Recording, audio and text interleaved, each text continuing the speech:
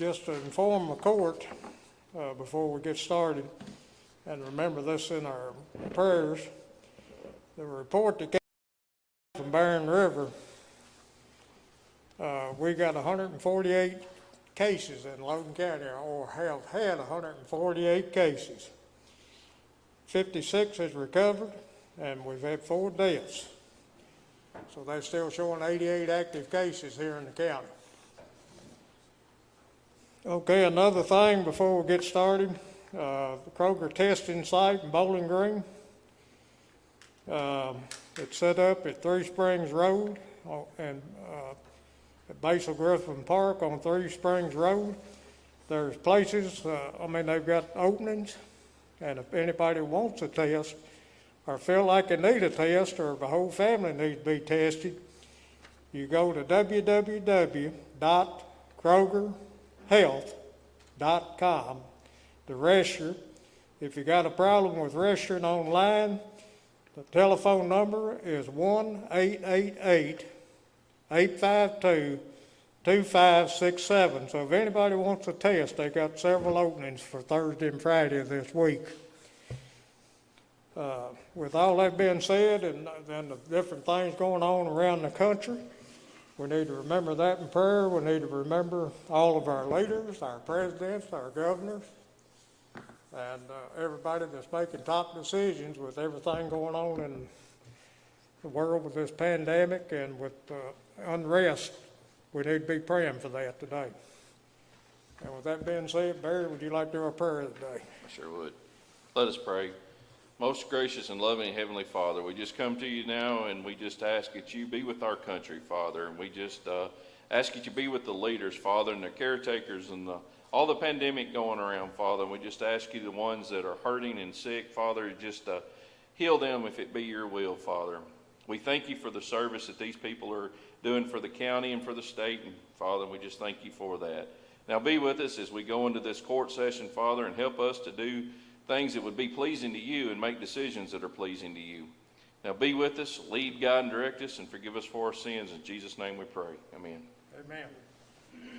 Okay, let's do the pledge to the flag and call the meeting to order.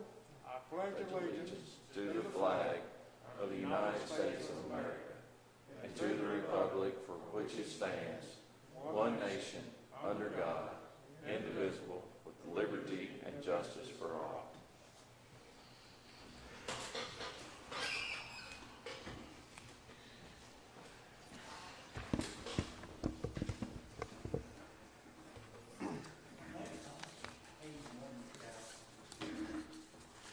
Okay, we've got to keep in mind that this is a special call court meeting. The agenda needs to be limited to the agenda. The first item of business this morning is to talk about and approve the fiscal year 2021 health insurance. Judge, may I give an update on that from committee? Yeah.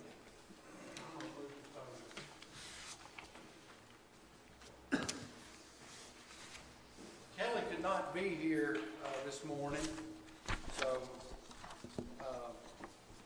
I'll do the best I can. So part of the committee, Amanda, Judge, Jason, and myself.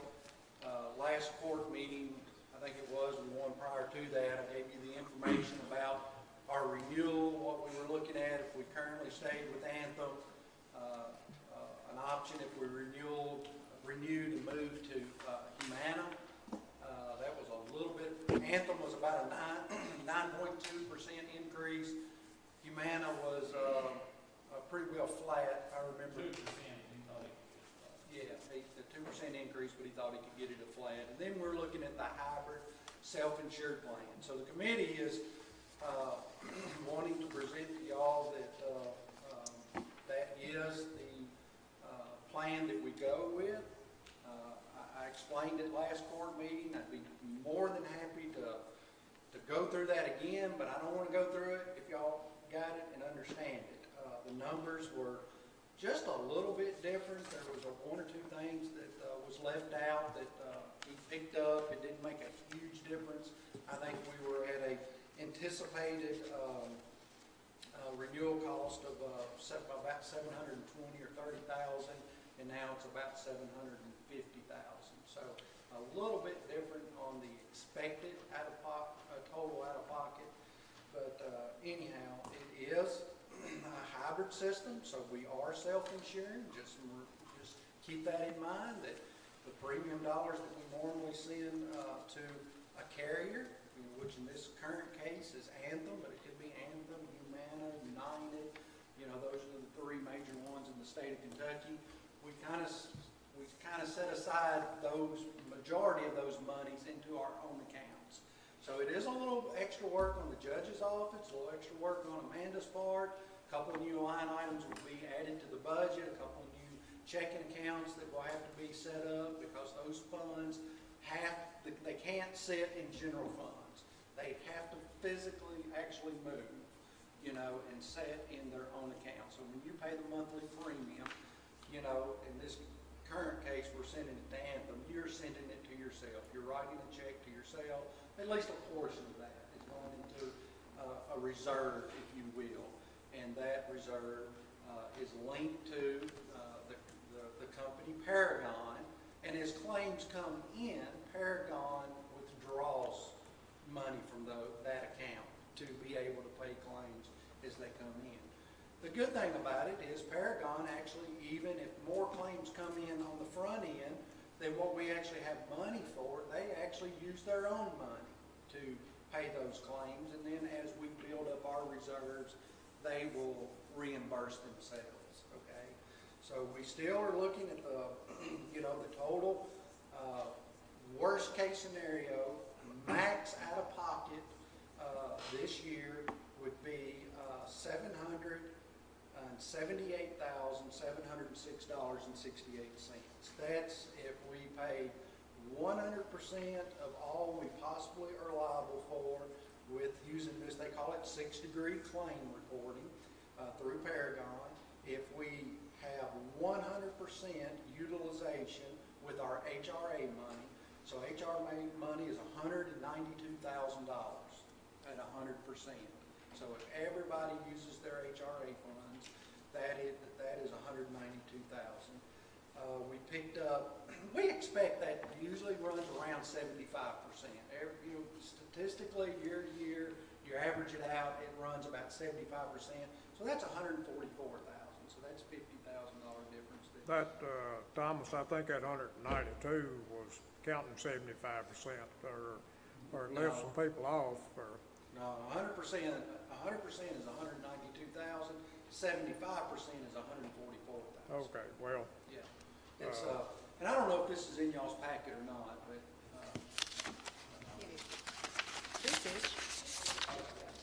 I'm looking at this. I'm looking at this. Yeah. Probably the second or third page.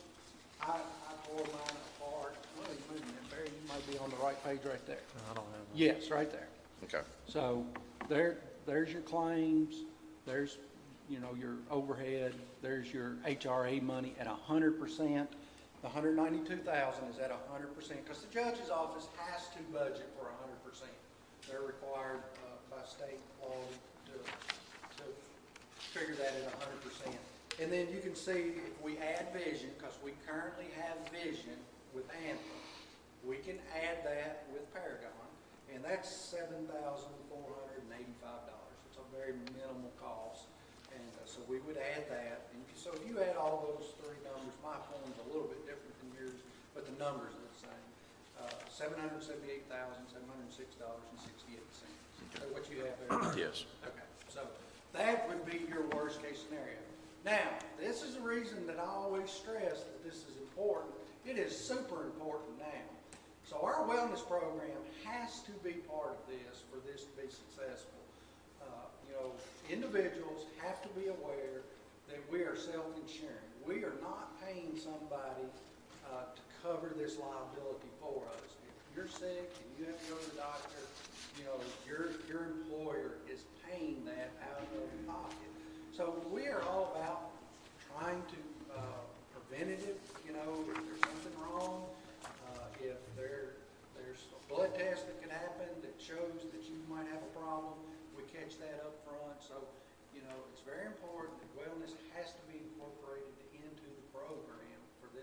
successful because we're self-insuring.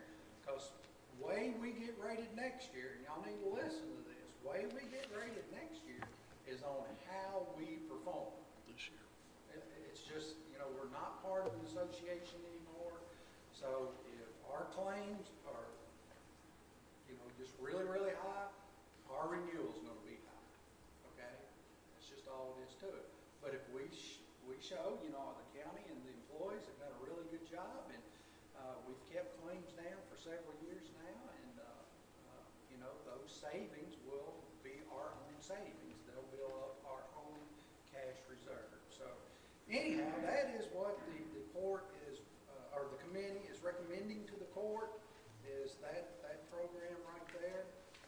At a, like I said, if it's 100% out, if we are out 100% of what we possibly could be, 778, 706, versus if we were to renew with what we currently have, you're looking at $1,009,180.44.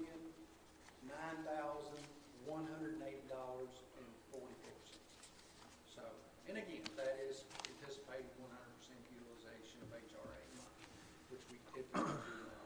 So there is a potential of significant savings there. So we have, you all have this sheet, what we're recommending for. So on the next sheet, is it, you don't have it, Tyler? No. You don't have it, buddy? Okay, point.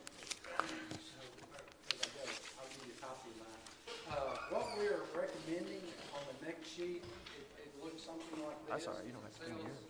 Says self-insured at the bottom, or at least mine does. Kelly may have sent off a different copy for y'all. But we're recommending, as we always do, that the cost to the employee, I mean, these numbers haven't changed, right? That I'm mentioning. Yeah. Okay, Barry, let me know if any of these numbers on this sheet. Zero cost to the employee, so we're 100% covering the cost of the health insurance to the employee, with the caveat that you participate in the health insurance, the wellness program. Like we are currently doing, 3 minor things that you do at least once a year. If not, we are going to recommend that the employee pay a very small portion of their health insurance. And we'll talk about that in a minute when we do the recommendation. But, you know, 100% employee paid health insurance, you participate in the health insurance, in the wellness program, which is part of the health insurance. If not, you're gonna pay $25 or $50 a month towards your health insurance. Anybody have any questions about that? You know, we talked about that, and we announced last year that that would be part of the, even if we stayed with Anthem, that was gonna be part of the program this year, but this year is the year that we're gonna actually do that. You'll see the next line item where it says employee and spouse. So if you're going to take out employee and spouse coverage, currently there's 72 just employees. There's 5 currently employee and spouse. The employee would be looking at $558.91 a month, or $279.46 a pay period. If you're doing employee and children, currently, we have 6 employees who take this plan. You're looking at $370.63. Currently, that would be $185.32 per pay period. And then if you do a family plan, which we currently just have 1 employee that's on the family plan, you would pay $933.28 or $466.64 per pay period. If you will notice, by looking at the information right above it, which is our current plan, all these numbers have gone down. So we have taken some of the anticipated savings and rolled that over to the employee to say, hey, you know, it's not much, but it is at least going down instead of up of what it's going to cost you if you take out something other than just an employee. Just an employee. So that's the good news. We want the employees to benefit from that. You know, I know it's only 12 employees, but those 12 employees will be looking at a decrease in what they're currently paying with their health insurance. And there may be some employees that say, hey, you know, $60, $100. I mean, we're looking at $70 on the family plan. It would save a family, and we may have others that will jump on to that. So the beauty of the self-insured plan, we can adjust those numbers any way we want to. We could have come back with any number we wanted to. You know, we could have said, hey, you know, it's $500 for an employee and spouse, or $400 for an employee and children. So we were able to kind of play with the numbers a little bit and take the savings and roll that a little bit to help those 12 employees out. Your plan is the exact same plan you have now. So if you have a constituent or an employee or department heads that are here, if they want to know, well, what is my coverage? It's the same coverage you have now. That's the other nice thing about self-insured. You can do whatever you want. So nothing has changed on their end, all the way from the HRA money, all the way to what their deductibles are and how their prescriptions are paid. None of that has changed, with the exception of who is handling it. So when the claim, there's no network. That's the positive thing that has changed. You go anywhere you want to. Paragon simply negotiates with whoever is sending the bill in and works out an agreement to pay the bill. The only thing that really would be new, and I couldn't imagine this is actually new, but employees must open their mail, okay? So, you know, Anthem doesn't send you anything anymore. You have to go online and request it. If you want to see your EOB, which is your explanation of benefit, they used to mail them years ago, and they stopped that about 3 years ago. So if you want to see your explanation of benefit, you now have to log online or request it by calling them or emailing them, and they'll mail it to you. The difference here, you might get a bill from a provider. Let's say you went to Dr. Mathis, and you know they may mail you that bill where typically they haven't been mailing that bill because they've already got a contract with Anthem. It's already agreed upon that if you go see Dr. Mathis and get a shot, you know they're going to pay X. Dr. Mathis never sends you a bill, right? You know, the bill's magically paid and you don't know anything about it. The difference would be now you are probably going to get, or some providers are still going to send you a bill. They're going to send the information to Paragon, but in case that was a little fall in the gap, you may get a bill in the mail. All you need to do is make sure you call Paragon and say, hey, I got this bill. They will tell you, hey, we got it too, and you don't need to do anything. We'll take care of it. Or they might say, hey, could you fax, email, or bring it to the judge's office and have them mail it to us, you know, or mail it yourself. So you just make sure you're opening your mail and we're not missing something and the claim doesn't get paid, you know. So that was really, was there something else?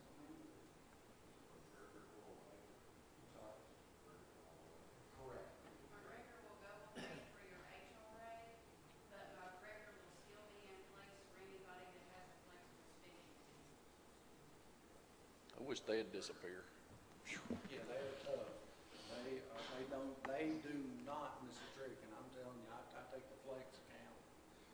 I think my card's on hold right now. Mine is too, Something. for a dentist, for a cleaning, $72 for Dr. Clark, and they shut down. Yeah, if you. So they said, you're suspended. And oh, well, what the heck? Mine gets spent about 5 times a year until I get something turned in. And it's all, and the truth of the matter though is, in my situation, they're always right. I hadn't turned in a receipt. The receipt didn't have any detail on it. They won't take a credit card receipt. Like if I go in and my bill, pay with my McGregor card, and you know, you just get what comes out of the tape machine, they won't take that. It's got to have an explanation of what procedure was done. And I have to call the dentist's office and say, send me a detailed bill. Either go get it, email it to me, and they do not miss a trick. You're correct. Okay, now McGregor will still be handling the FSA, That is correct, yeah. Yeah. but now they won't be handling the HRA. They I'll be handling, that'll be So- all rolled in, that is all rolled into that same card, same company, Paragon, and then there's actually another company, I don't remember that company's name, that manages that, but you really wouldn't know that they're managing it, they're working in the background. So, I don't remember the name of it. Capstone? Yeah, I don't think that's Capstone. Capstone does your Medtech, there you go. Yeah, that Capstone kind of does your reporting, keeps us in compliant with all the Affordable Care Act stuff, and so, anyhow, I mean, it's a new progress, new program. Every program we've done in the last 7, 8 years, I think is required that the employees just be a little bit more involved, even if it's just being conscientious about, hey, participate in the wellness program and do 3 things. Go get a physical, get blood work, and answer a series of health questions I did that, and it takes about 15 minutes, and it just gives you recommendation, hey, for your weight and body style, you need to lose 10 pounds, so that's all it was. Maybe I don't want to hear that. Exercise a little more, you're only spending this much time exercising, you need to increase your exercise, just stuff like that, so. Anyhow, I'm happy to to answer any questions that anybody may have, even department heads. I know y'all have to take that back to your employees and kind of explain it, and I know I've done a poor job, but I'll try to answer anything you got. That's going to be our recommendation. I'm happy. Did you say that the last year or two, of course, we were lucky, maybe we didn't have a lot of insurance claims. Did you say we probably would have saved $200,000 or $300,000 if we had this over paying, who we were paying, the insurance company? We would have saved close to $500,000 last 2 years per year. But we had really good, those were exceptional. Right, The last 2 years were right. exceptional years. I think we paid $348,000 last year and $323, or you know the number, Okay. 63 the year before that. 18 to 19 is 444, and then 19 to 20 was 339. Okay, So on that 339 year, we saved $300,000. so But we'd have saved $700,000. It can't go no more than what we're paying the insurance company now. That's right, it would be a little less than what we would be That's what paying. I'm saying, okay. it's Right, worse. you're looking at a difference of 770, let's just say 779,000 versus $1 million. Right, well, it sounds like a good plan to me. Just, that's And what you're hopefully looking nobody at. gets sick. Yeah, and then those are worst case scenarios. Both of those numbers would be less if the HRA money is not fully utilized. But on the $1 million, the only thing that would be different is your HRA money, which is, $192,000. Right. We expect to pay out $144,000. So that's a difference of, $48,000. Okay? So that would be the only difference in the Anthem review. This one has a wide flexibility of what it could do as far as going down, depending on what your claims are. Unless you have a real bad year. But, right, and again, I don't want to just sit up here and talk about the good. You need to be fully aware of what the potential bad is, and the potential bad is we have a really bad year back to back. That happened to Owensboro. Owensboro been self-insured. Now, their plan was a little different.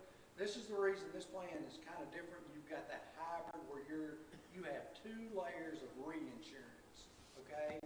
So we pay up to this portion, and then we have another company, once we reach our max, that pays the next, $500,000, and then we have another insurance company that pays after that. And that helps spread that risk, and we pay for that. That's obviously not free. Owensboro didn't quite have that type of program. They had 3 or 4 years back to back with catastrophic claims. So bad they had to leave. They had to leave self-insured and go back to the association. So they are doing that this year. They are leaving self-insured and going back. Nothing of their fault, nothing they did wrong. It just happened. They just had 3 or 4 years of catastrophic claims, and you just can't self-insure for that. So, we have a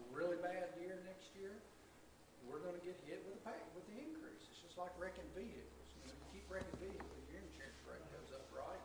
And, and then sometimes you just have to leave and say, hey, I gotta go to another company that's gonna look at me in a different way.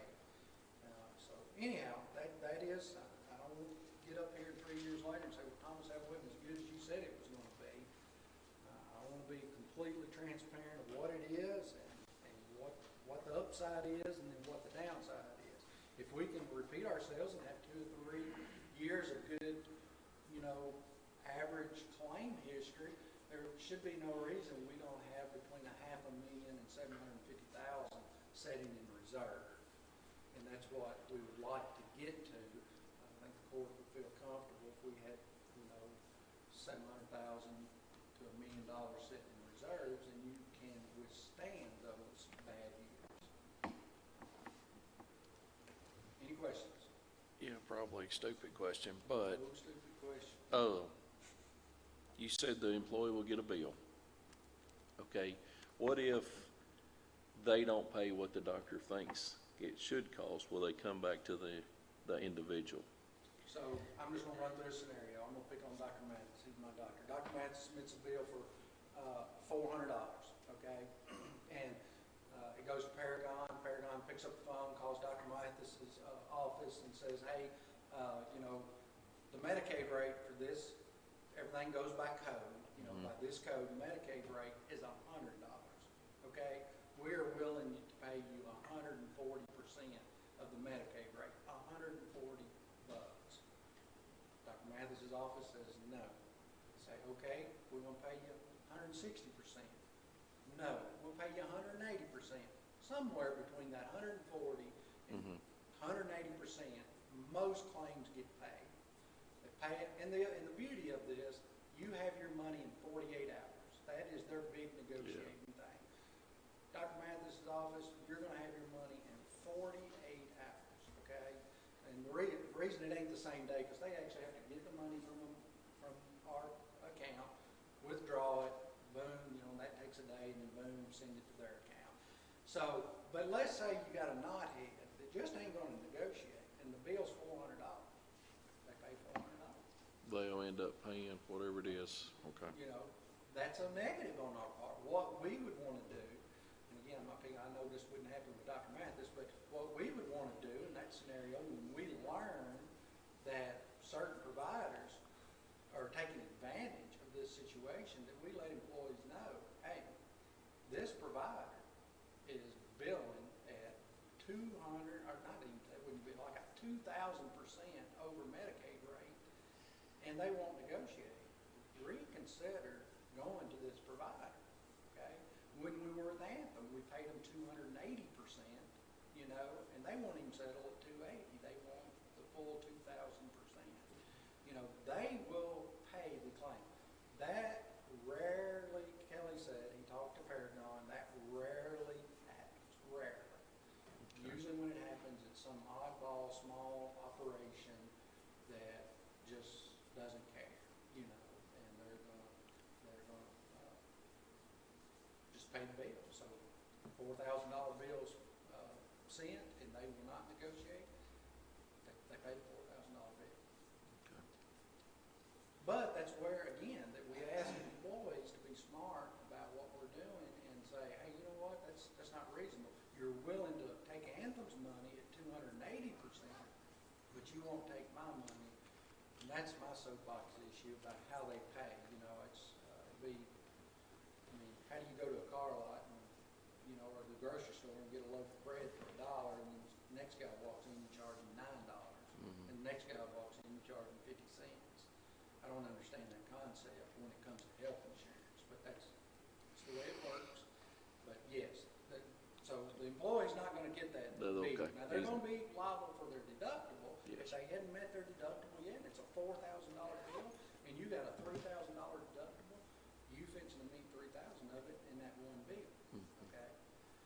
So, but you got $2,000 of HRA money, so you really only got 1,000, but you see what I'm saying? They do everything they can. They have a company called 6 Degree, or it's part of their company, it's called 6 Degree, and that's the part that negotiates bills. They'll also also work with some providers from time to time and try to get an agreement up front, you know, hey, you're gonna give a shot, you know, that Medicaid rate is $100, we're willing to pay $150. Okay, sounds good. And boom, it's just in the system, $150 for that shot. And that'll grow as we have more and more relationship with Paragon. But, yeah, they pretty much negotiate everything. That's the concept of it. And for our interest, the bill gets paid in 48 hours. And most providers, especially if anybody's had dealings with our local hospital, you can get a 50% discount by paying your bill when you're there or within 5 days. 50%. Okay? If you don't have insurance or you're part of, you know, your part that you're responsible for, if you pay it that day, they'll knock 50% off the bill. That's one heck of a deal right there. Or within 5 days. When I left off the board, within 5 days. They may have changed that policy, but I doubt it. You know, they want to collect the money because if they can collect it within a week, you know, statistically speaking, they're more likely to collect it than not collect it and have to write it off as bad debt. But that's a great question, Mary. Other questions on anybody else? Got one? One thing I had a comment on, thank you, you spent a lot of time on. Well, don't think me, Jason, Judge, Amanda, I mean, they work hard. We had to do, and we do every year, we have to push. Judge is under a lot of pressure because we're down to the short rows because we have to get this in the budget, get it approved, have the first and second readings on it, or I guess we already had the first, but the second reading on it, and then get it up to the state. And once it gets to the state, it's out of our control how quick we get that back. But, in my opinion, that's not our fault or the judge's fault, and hopefully he'll get it back in time that he can pay bills. So, he legally is not supposed to pay bills until we get our budget approved by the Department of Local Government. So, that's the reason we're having this special call meeting. Any other questions? I guess the only concern I have is I hate to penalize the people for not doing the wellness thing. I understand where you're coming from, but if an employee doesn't go do this kind of stuff, insurance is not gonna be their big concern. They ought to do it on their own. I mean, they ought to wanna stay healthy on their own. And I'm a little careful about using the word penalize, because we are moving to the model that we said we were no longer 100% gonna pay for health insurance. we haven't passed that though. That's just been a Right. comment. I'm just telling you what the committee, when I say we, I'm talking about the committee. The committee has said we're gonna move to a place that we will no longer pay for 100% of your insurance. But what you can do is do 3 things and get that extra little bit. And I don't know what's in the motion. I failed to read it. It was 25. Well, basically, what it's talking about is doing the blood work. Yeah. And I'm talking then, about the dollar amount. What was the dollar The amount? $25 is what's in the motion. So $25 is what the committee Okay. is suggesting. A month. A month. That's a But month. you get 2 paid vacation days, which So can you- be taken or sold. Yeah. You And can that's do. only if you do the full program, you have to get 300 points to get the 2 vacation days. To get your health insurance at no cost, you just do the HRA and an annual physical with blood work. Right. The HRA takes 15 minutes. When I did it, I understand I can work a computer better than some, but I'm definitely no better than the younger people that they can do it on their watches, you know. And but they can do it at work. Tyler has offered to, you know, hey, if we need to get a couple of Chromebooks, court buys $500 worth of Chromebooks and send them out there to department heads and set them up and help each one of them. I don't know of a department one that doesn't have a computer, but anyhow, they do that on company time, you know, if they want to, you know, if they need help, they can do that on company time and fill out that health assessment. It takes 15 minutes. And, but, you know, again, nobody's being penalized. We're just suggesting that we move away from the model that we just automatically 100% pay for the health insurance. So $25 is not much, and the reward on the other side, if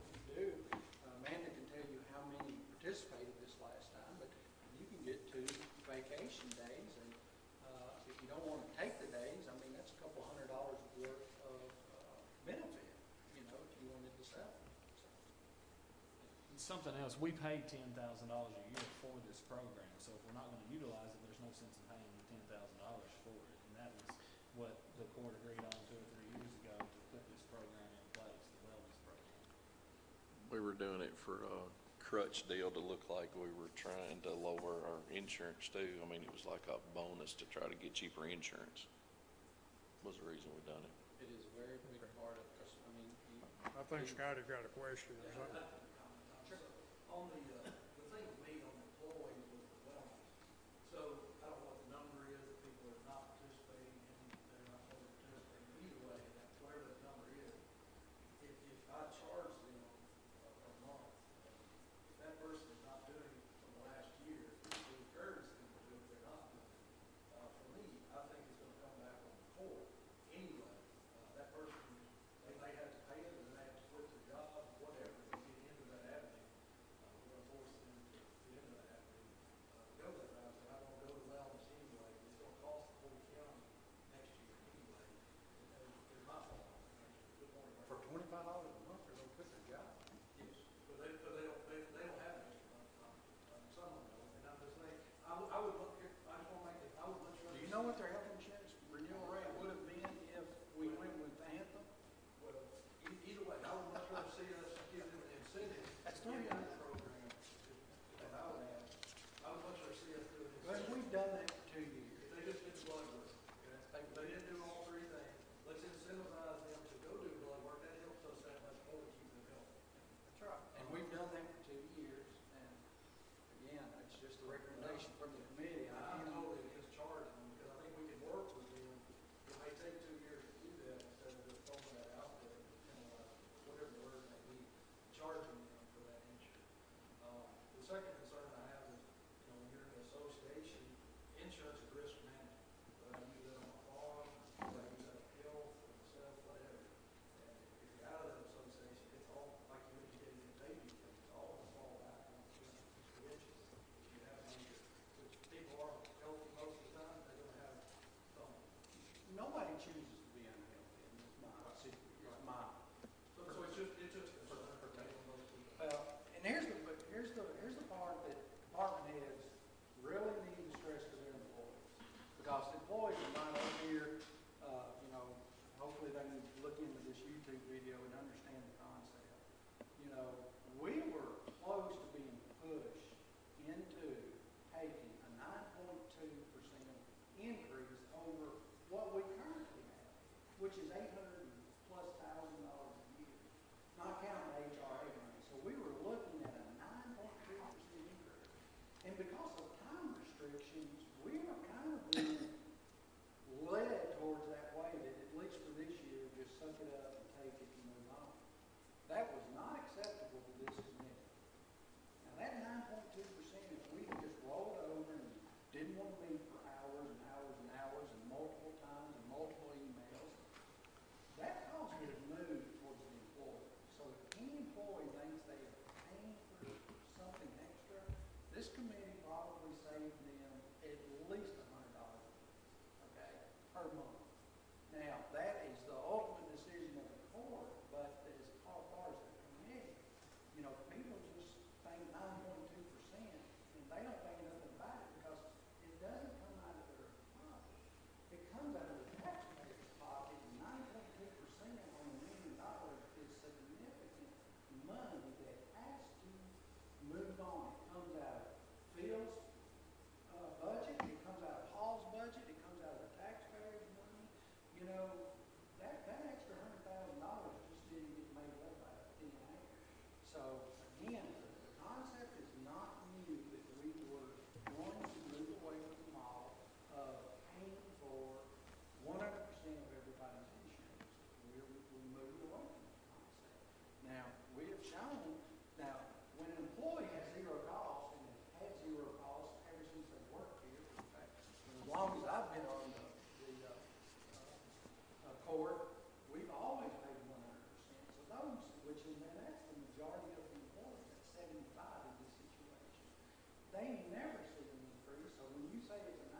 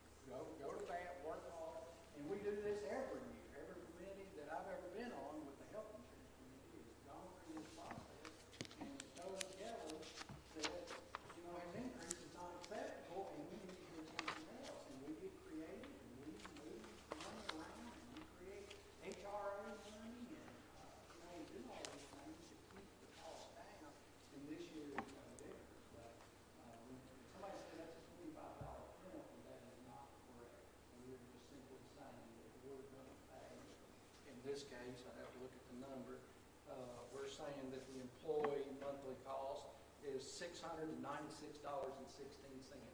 We're gonna pay whatever $25 of that is less. Now, first year, you know, and Amanda can explain this a little better, you know, obviously they gotta have time to do it. So if you don't do it in the 2021 fiscal year, it will not affect you until 2021, 2022. That makes sense? Because you got a whole year to get this done.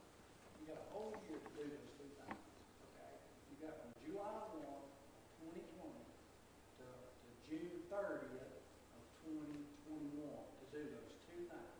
So first year, we're paying 100% of your health insurance during that fiscal year. Okay. But next year, on July 1 of 2021, you have not done those things, you will be payroll deducted $12.50 per paycheck, $6.25 a week for your health insurance. I think any employee would be happy to pay $6.25 a week for health insurance. I can think of one who would. That is not a penalty. That is your cost to health insurance, $6.25 a week. And I do not want any department head, I'd be offended if any department head said the court just passed the thing and penalized you $25 a month. I would be offended. I'm just going to tell you. I've worked too hard at this to have somebody tell me that they're going to be penalized. This is not a penalty. Now, the court can do whatever, they can remove that language, we're just a committee, you know, but, you know, that is y'all's decision, and $25 is, I mean, I don't know, you know. My opinion is I would like to see 100% of people do this as well. And I would much rather see the court do a incentivized program to get to that point in the next year instead of saying, let's We've try to done get it there. for 2 years, guys, 2 years. Well, 2 years we've done it. We've promoted it, we've told it, we've asked department heads to talk to your employees about it. We print out stuff, we email stuff, we send it. We've done that good for 2 years. And the man can tell you participation rate is really bad. Yeah, right there. So if you want to know the participation rate, it is really bad. But for 2 years, the committee has been saying we will be moving away from the model of 100% paying for health insurance. You can, you know, it's going to be some skin in the game. We wanted to keep it minimal, very, very minimal. And Jason advocated really, really hard that it only be $25. So, thank you, Amanda. So, I think that is, in my opinion, that is very, very fair. The suggestion from me, I don't mind saying it, and for Kelly, is a little more money than that. But, especially first year, let's just make it very, very minimal. $25, again, $6.25, if I'm doing my math right, $6.12.5. Yeah, $6.25. $6.50, $6.25. $6.25 a week is your cost. It's 14 cents an hour. 14 cents an hour is your cost to the health insurance, okay?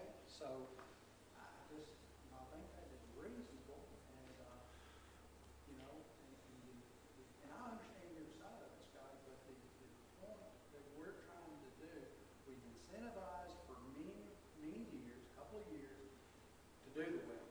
And we have some participation, and I'll read out the numbers here. And we've done that for a season. Okay, now it's time to implement the second part of it and say, hey, it's not a lot of money, but $25, you can earn, you know, 100% of your health insurance. And again, it's not a penalty, it's just this is what your cost is, and we will cover that cost for you if you'll do 2 things. And one of them, I don't know about the other, because I can't answer what departments allow each one to do, but one of them you do it on the top, you know? If you want to go to Paul's office and, you know, when guys come in the morning and have somebody help them answer, you know, the health assessment, log in, I understand not everybody has to do that in the day, not everybody has a computer, you know, you can send in. And the other thing is you can print those questions out and circle yes and no, and mail that in and turn it in to the judge's office, and they'll submit it for you. You can do that on the clock. You know, I think that is very reasonable. So,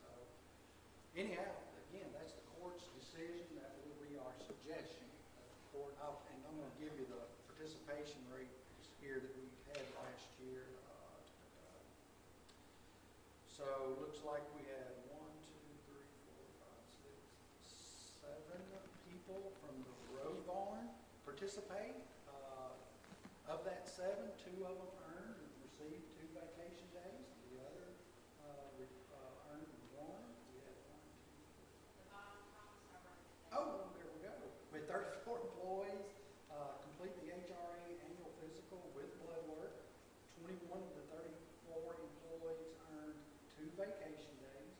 10 of the 34 employees earned 1 vacation day. And 2 of the 34 employees are elected officials. So, depends on how you look at it. And by department, 7 judge's office, 1 at the county attorney, 5 at the clerk's office, 6 at the sheriff's office, 7 at the road, 3 at the jail, 2 at solid waste, and 2 at the ECC. 1 employee completed the fiscal with blood work, but did not do the HRA. Not exactly sure why that happened. Probably the communication problem, because the HRA's got some value to it. I don't know why they can do that.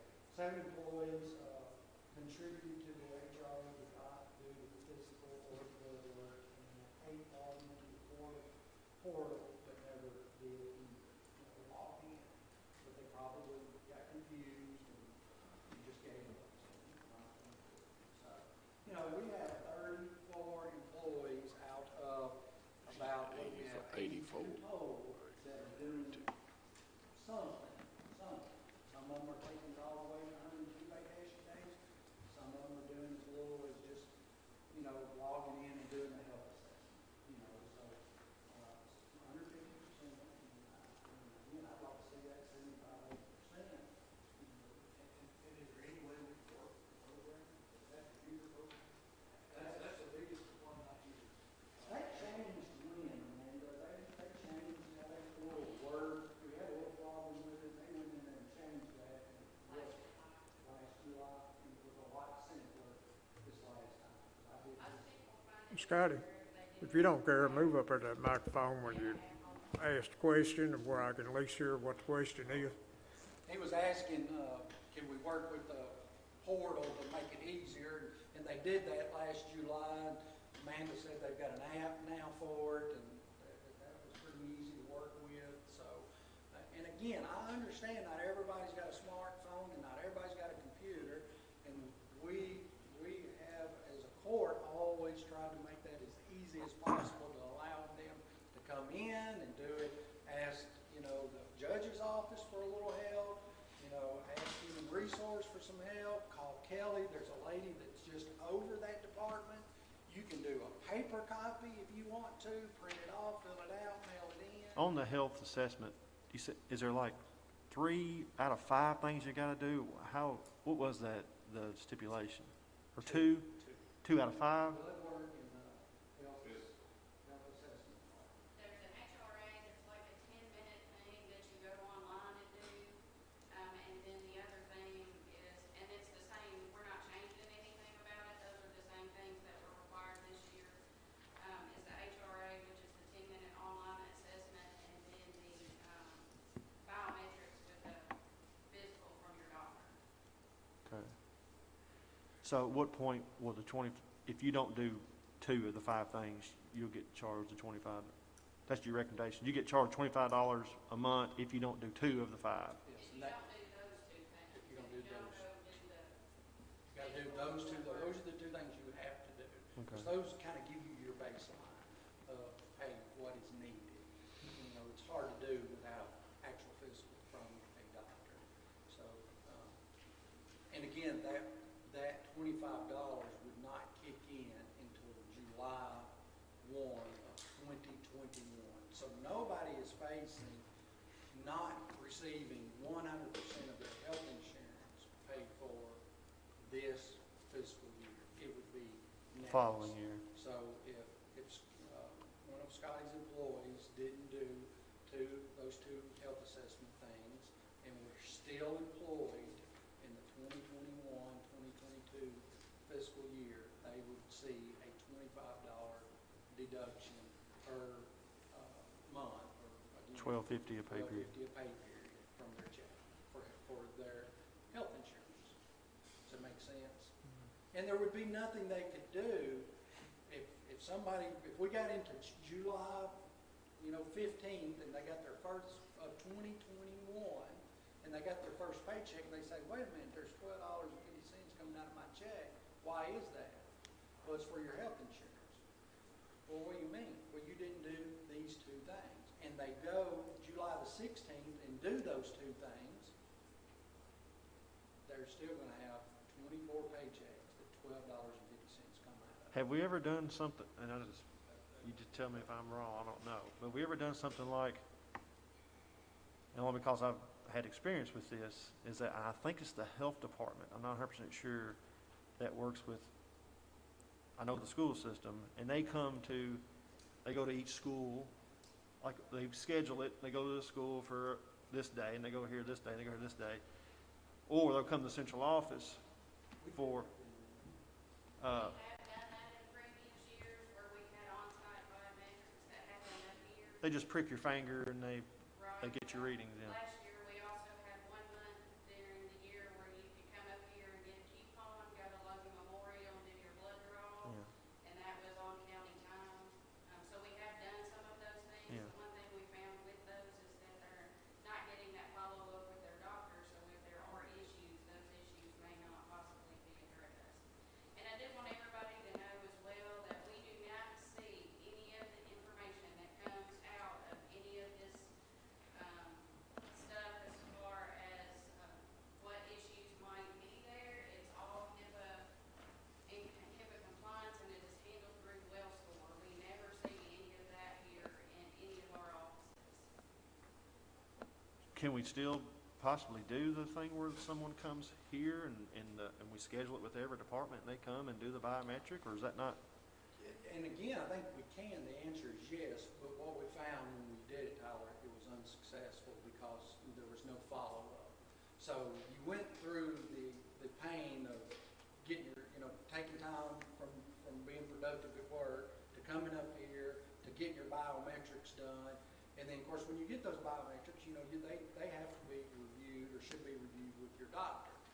Nobody was doing that second part, which has to be done, and that was the reason we didn't do that last year, was because people didn't do it. Now, I can't tell you how successful the coupon was. I don't know how many people came and got the coupon, but again, it's that follow-up with your doctor that makes that successful. It's one thing to get the results, but understanding what I don't even know the terminology, the different cholesterols are, you get these numbers and they say, well, your range is this, but it's this, and I'm not a doctor, I don't But you know. you plug those numbers inside your health assessment though, right? If you do the biometric, when you do your 10-minute health assessment, do they ask you for those numbers? You submit that. Oh, you, They do, and we do also have to fill out a form and have those submitted to WellScore.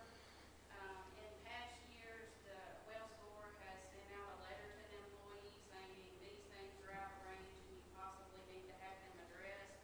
This year, they're not going to do that unless we pay additional fees for having them mail those letters. And I from got what you. she said, the cost of that is substantial, and she didn't think we would be interested in that. Okay. But I can check on it if you want me to. And that's the reason we would just encourage that you do that with a local provider. And all that's on company time, or you can do it on company time, right? We have allowed that in the past. I guess that's Okay. left up to each department. I don't know who makes that call, but I'm assuming each department has allowed them time to do that. I believe we've allowed the blood draw, company time. We hadn't, of course, I don't know if we allow people to go to the doctor for the follow-up and pay them for that. You know what I'm talking about, but we did allow them to do the blood work. And, No. we could, again, maybe talk to the hospital again about doing the coupon, and then just kind of stress to the employees, that, hey, maybe it'll be different this time, because what they're doing is earning their $12.50 per pay period to keep it from coming out of their check next fiscal year. So, anyhow. And And I think the time period on that I have to cut off by the 1st of April. You'll have to do it from July to the 1st of April, somewhere in that neighborhood. So if we do it after that, I guess if it could be squeezed in, it'd be okay, Thomas, but next year by April, we'll be hopefully looking at our new insurance. So, you know, and the judge is correct, it probably wouldn't run a full 12 months, it probably would run something more like 10. You've got 10 months, so thank you for correcting me on that, Judge. You would have 10 months to get these two things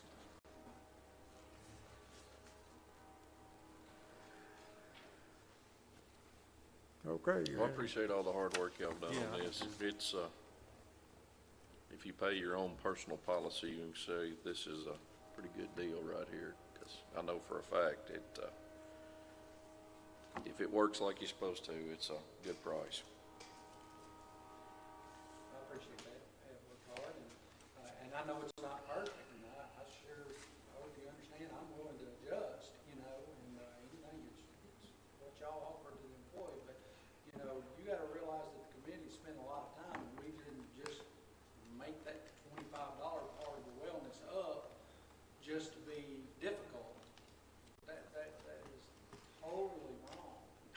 We're making that part of it because the employees need to understand this is their health insurance, and, you know, they're rated on how we perform. It would be no different if we would expect Steve to reprimand employees who were driving too fast. You know, Steve, you need to tell the employees he's going down a 35-mile-an-hour zone at 75-mile-an-hour, and that needs to stop. And, you know, that's maybe a poor comparison, but, you know, Steve has to be involved with those employees to make good decisions, because if not, our automobile insurance rate goes up, our potential of having a problem goes up. But, you know, all we're asking is part of the health and wellness program has to be part of this program, and we have to get participation better than what we have, which is, you know, about 28%, if I'm doing my math right. I don't disagree with doing that. I just like, I'm trying to think of ways we can make participation go up, you know what I mean? And then the beauty is, if we think of something 2 months from now, we can do it. We're not bound, because this is our own program. We're not bound by Anthem or anybody else telling us we can do this and we can't do that. I mean, we obviously have to operate in the confines of the law and the Affordable Care Act, but if we say we want to work with our local hospital and agree upon an amount that for $25 they'll do blood work and offer the employees a coupon to do so and allow them to do that on company time, then we can do that.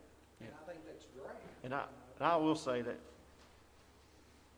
the $25 thing, if, I would like to know that the employees have an opportunity, before they were to get penalized $25 for not participating, I'd like to know that they can do that on company time. You know, and maybe not the follow-up. The follow-up would be up to them. If they want to go back and see their doctor and follow up on what they found out.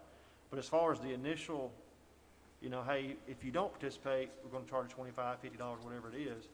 But I would like, personally, I would like to know they can do that on company time. That might not be, that's not up to the committee, or I don't know if that's up to the court or not, but. I mean, you can just add that to the motion, right? It doesn't need to be part of the motion, you just do it. You know, if we want to say next week or today or 3 months from now, hey, we've contacted Logan Memorial and we've got an agreed price, and we're gonna cover the cost to, you know, have your blood work done or offer a discounted coupon like we've done before, I think that achieves what you're saying, right? Hey, here's a coupon, it won't cost you nothing, or it's gonna cost you $5 or. Not gonna cost you nothing, you can do it on company, And you on do it on company, company yeah, time, yeah. you know, and I have no problem with that. I was just telling you the last time it wasn't successful. But the employee, again, it's odd, usually most problems are communication problems, or that is a big factor. It may not be all the problem, but we need to, again, make sure department heads, make sure elected officials, make sure human resources, getting the information out of what is required, how you can do it. There's so many different ways you can do it, and make sure we're giving them the tools that they need to be successful, because, again, it doesn't take a whole lot of I would say out of these 82 employees, most of these employees are seeing a doctor at least once a year. So I know what I do when I'm going to go to the doctor for something that's pretty minor. I try to include my physical in that at the same time. Now they're not going to do a physical if you're just not dead sick. But if you're going back, for a checkup for medication or having to get your medication renewed or something, I just tell my doctor, hey, my time's important too. So while I'm here, I need to get this blood work and this physical done at the same time. And most doctors are accommodating to that, so you can really get that done if you plan for it without costing you an extra trip. Does that make sense? I would say 90% of the people are seeing a doctor at least once a year. If not, you need to be. If nothing else, for physical. That's what we're trying to get people to do. Appreciate all y'all's work. Sounds like y'all worked hard on it and done your research. I don't see anything with this that takes takes the employees down a level. I mean, it's better for the employees. The insurance policy is, so I don't see. Okay, Paul, did you have a question about that, any of it? I'm liking what I'm hearing. I saw you commenting some stuff back there, and I didn't know whether you had a question or not. I mean, y'all got everything decided. I'm happy. Don't have any injuries. I'm happy. I just think maybe some of the wellness is a bit redundant. All my guys are under doctor's care in one way or another anyway. If it's saving the county money to get that grading, I'm on encouraged to do it. That's what it is. If they're already doing that, just have them take that form when they go. That's right. They don't have to make Yeah, it. they ain't got another Well, choice. like, if y'all are paying $10,000 for the well phone, right? Is it saving you more than that to get everybody in this thing and go? I do think. It is fine. All of my guys are older, and they're already under doctor's care, but yeah.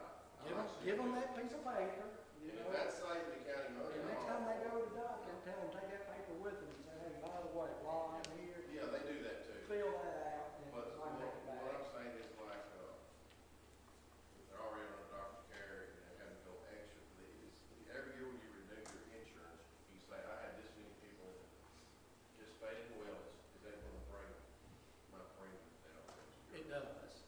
Anthem, especially when you're looking at companies like Anthem, they're looking and say, well, hey, Logan County's running a wellness program. We've stopped, some potential diabetic issues, heart issues. They're looking at that, and you get rated based on that. I cannot tell you about Paragon because I don't have that's- experience, but yes, they're They encouraged. gotta be better. That's all I think. I think everybody should and would be satisfied. I understand maybe not everybody's crazy that we're not going to pay 100% of the health insurance this year, but the price is going to be $25, and we're giving, not only we're giving you ability to get that $25 taken care of, but we're also giving you the ability to earn whatever you make in 2 days. If you do the whole thing and earn the 300 points, you can get 2 days, and for most employees, you're probably looking at, $175 to $200 in benefit right there, if you wanted to sell those days. Okay, Phil, do you have any question? A lot of my folks, including myself, are in the military, we go to the 820s.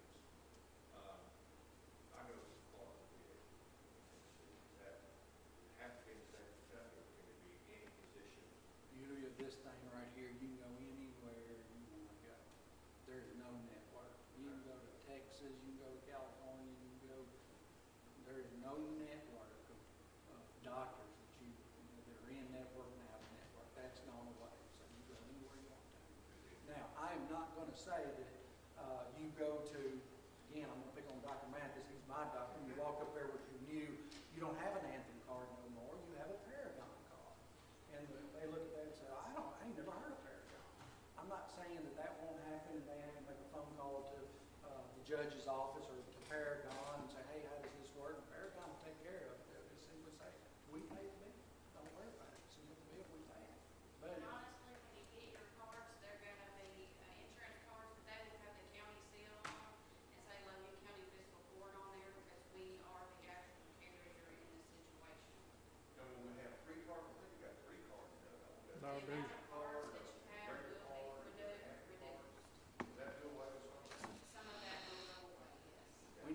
tier two, so your Anthem and, your, HRA.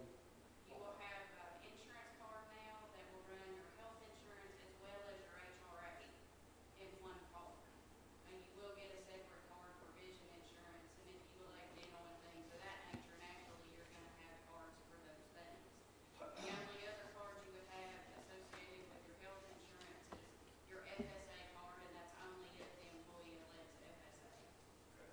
The other question I have is that, and you may not have anything to do with this, is why is it when you go to get your prescription filled that you pay cash out of your pocket, it's 2/3 less than if you let the insurance company use your insurance card?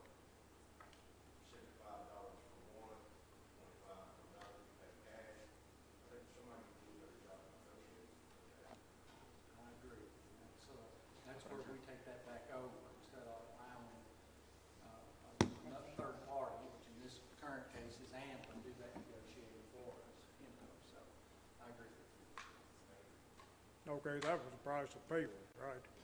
That you was asking. I didn't hear fuel, but it was the cost of medicine. Cost of medicine is what I Yeah. was asking about. Yeah, So why is it that when you pay for it out of your pocket, yeah, 2/3 less? yeah.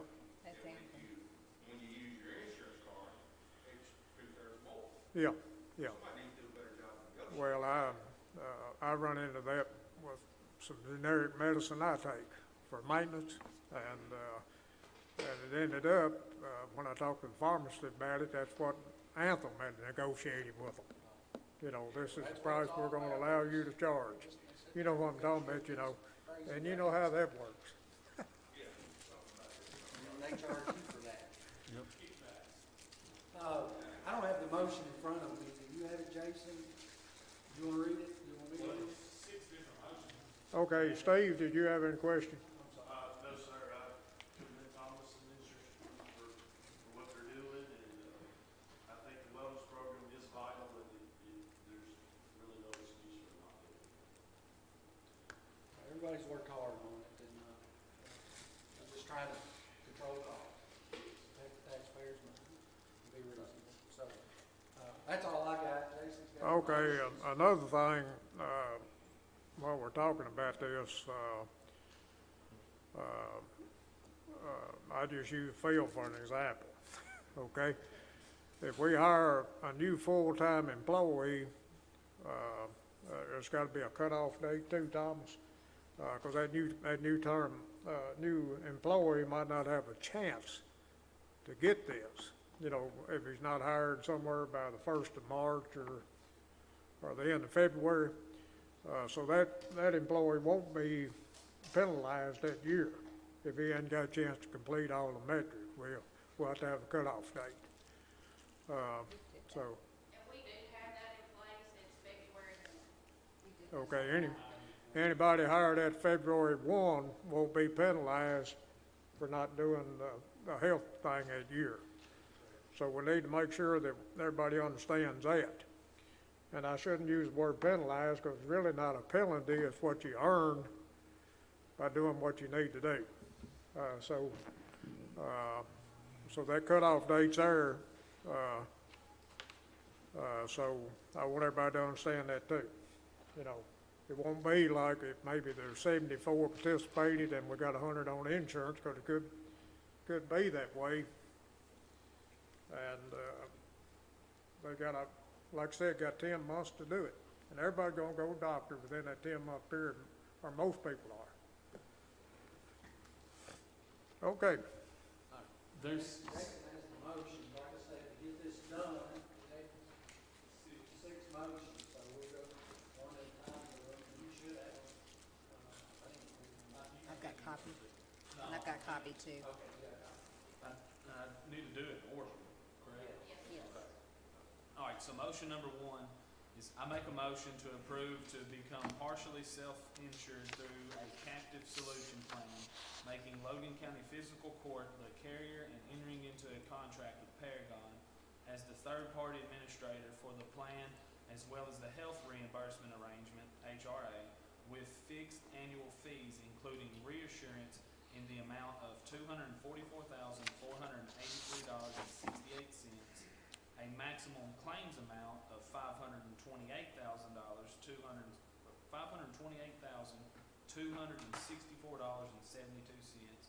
and funding the HRA at the 100% level for fiscal year 2020 to 2021.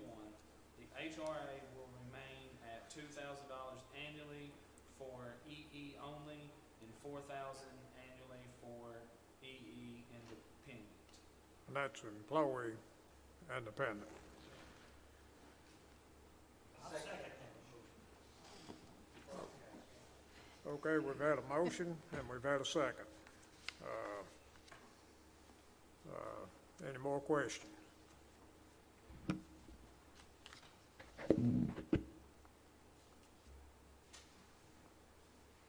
Okay, not hearing any, let's have roll call. Davenport, Yes. Crossley, Wright, Yes. Harper, Yes. Kyle, Yes. Bolden, Yes. Chick. Yes. Okay, with all this being done, I'm gonna stop here just for a minute, and I went over this with Phil and with the road department this morning. I was gonna, Okay. It takes 6 motions to get this done. Okay. We got 5 more to do. okay. Okay, well, after that, I wanna explain everything to everybody, you know, exactly how we're gonna have to end the road. Let's let us do all 6 of the motions, and then we get it done with. All right, so motion number 2, I make a motion to enter into a contract with McGregor and Associates for FSA services at $4.25 per month per employee with a $100 annual renewal fee for fiscal year 2020 to 2021. I'll second that motion. Okay, everybody understand what this is? Okay, is there any questions? Okay, let's have roll call. Davenport, Yes. Crossley, Wright, Yes. Harper, Yes. Kyle, Yes. Bolden, Yes. Chick. Yes.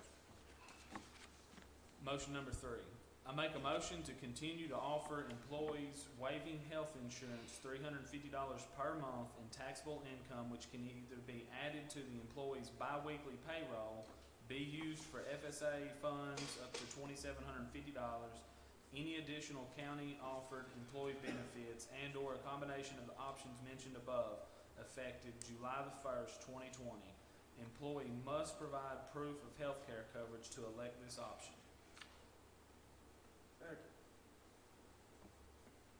Okay, got a motion and a second. Now, is there any questions? That's the same thing it was last year. Okay, let's have roll call. Davenport, Yes. Crossley, Yes. Wright, Yes. Harper, Yes. Kyle, Yes. Bolden, Hey, Roger, I'm in court. Chick. Yes. Motion You number hollered 4, at 'em. I make a motion to offer employee-paid Anthem Vision insurance to employees who elected county-provided health insurance at the same level of coverage as they received in health insurance. Employee only, employee spouse, employee children, and family. The per-month employee paid rates will be as followed for fiscal year 2020 to 2021. Employee only, $6.56. Employee and spouse, $11.50. Employee with children, $12.48, and family, $19.05. Second. Okay, we've had a motion and a second. Is there any questions? And this is dealing with the vision insurance. Okay, let's have roll call. Davenport, Yes. Crossley, Yes. Wright, Yes. Harper, Yes. Kyle, Yes. Bolden, Yes. Chick. Yes.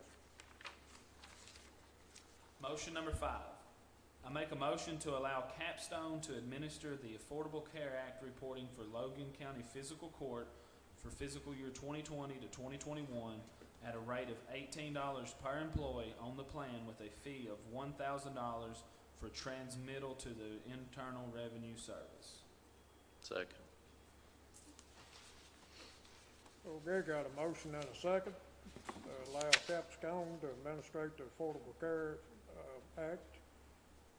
Is there any questions?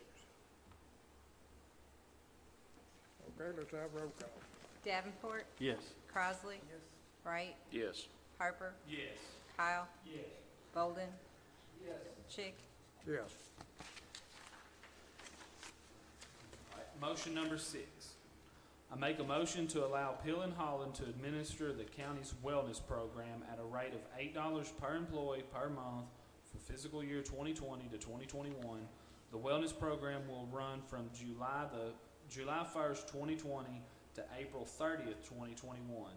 Employees must complete an online health risk assessment, a biometric screening that includes a visit with a healthcare provider to earn any wellness incentives, as well as continue to receive the county-provided health insurance at no cost. Employees who do not complete the wellness program in fiscal year 2020 to 2021 will begin to pay $25 per month for an employee portion of the health coverage on July the 1st, 2021. Employees may additionally participate in other wellness functions to earn up to 2 paid days time off, which may be taken or sold during the fiscal year 2021 to 2022.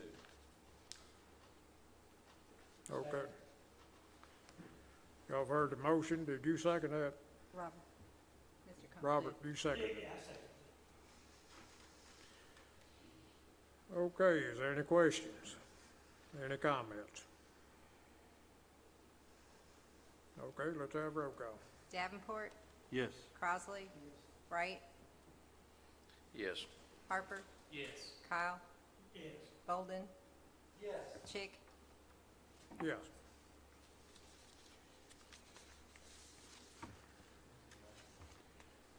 Okay, with all that being said, with the new program, and I talked to Phil yesterday about this, late yesterday afternoon, and talked to Paul a little bit this morning.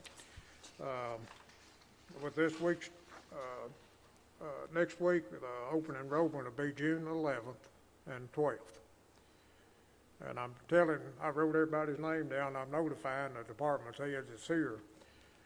We're all, with this pandemic going on, we're not gonna be able to just open it up and let people come whenever they want to. And we're gonna, try to assign times, and we, unless something has changed somewhere, we know who's working third shift and second shift. And we'll try to work them in where they can either do it at the beginning of the day or toward the end of the day. And we'll be sending out these assigned times and dates with this week's pay stub, okay?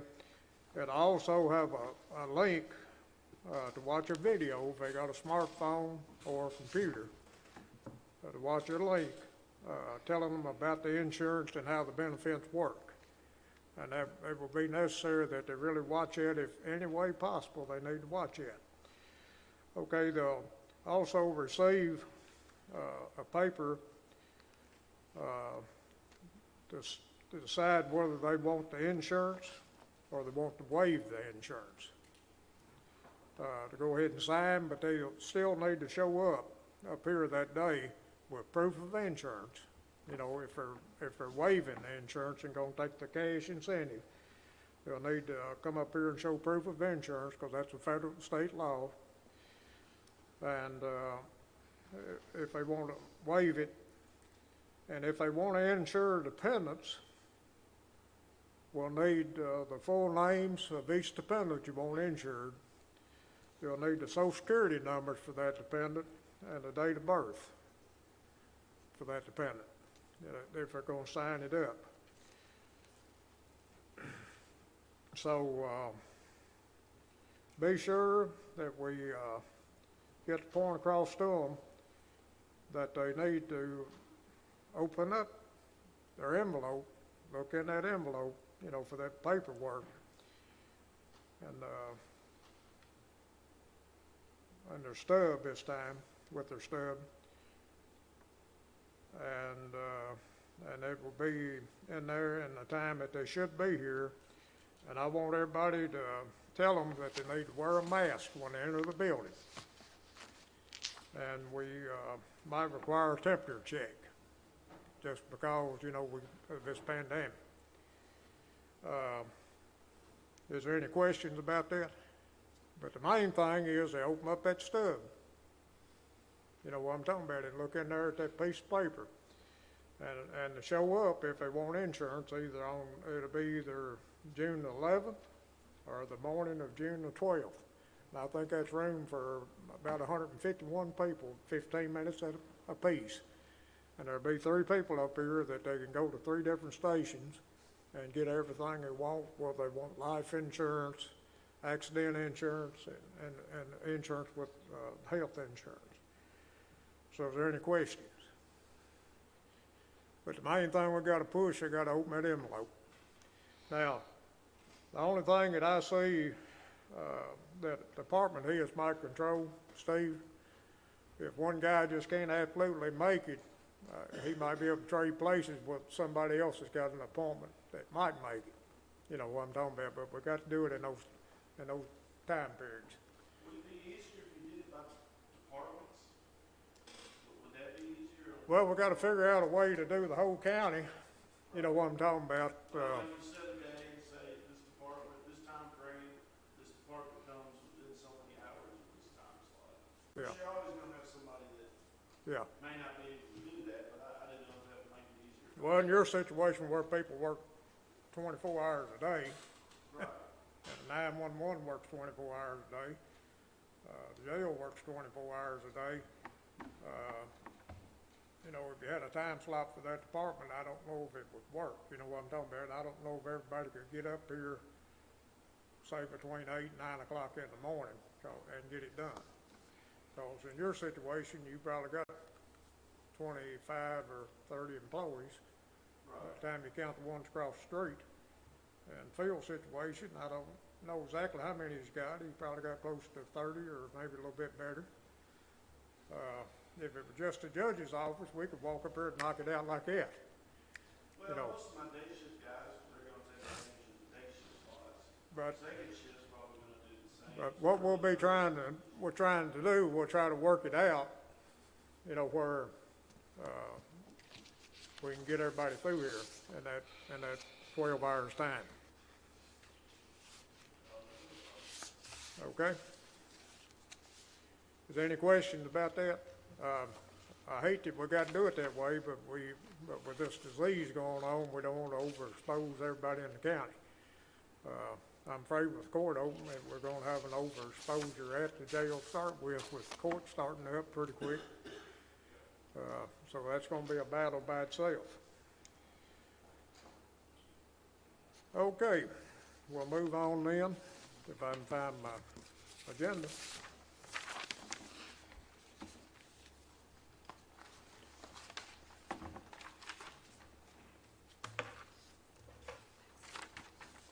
Okay, with this being done, with us going self-insured, we gotta set up a new budget fund, for health insurance. And that'll be budget, Fund 76. So we just need approval to set that up, and that's in the budget when we get ready to talk about the budget. All right, I got the motion right here, Judge. I make the motion to create the 76 fund, Logan County Health Insurance Fund with the appropriate revenue and expenditure line items in the Logan County Fiscal Court budget for fiscal year 20 to 21 to receipt and expenditure fund relating to the Logan County self-insurance plan and health reimbursement arrangement. Second. Okay, got a motion and a second to set up, a new fund for the budget. Is there any questions?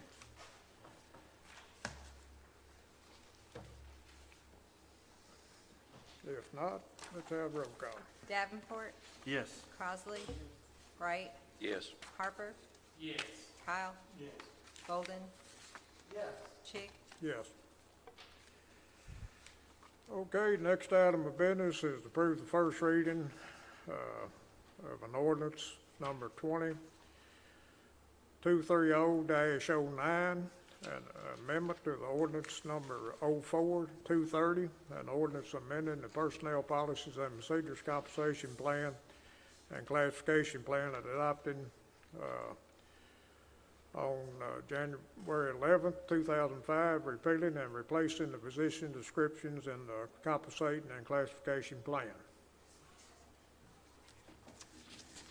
You know, everybody need a short break or anything right before we get into all this? Everybody good? You need some break. Huh? Oh, no, good. Might. I'll get up there and talk about it real quick. Make some motions. Speak quick or honestly? He got 37, 47 pages. I had said. They can talk about 47 pages, that's for sure.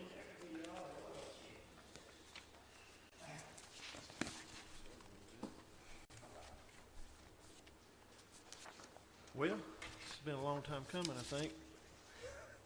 Personnel Committee has been working on our restructure, you could say, of our salary schedule.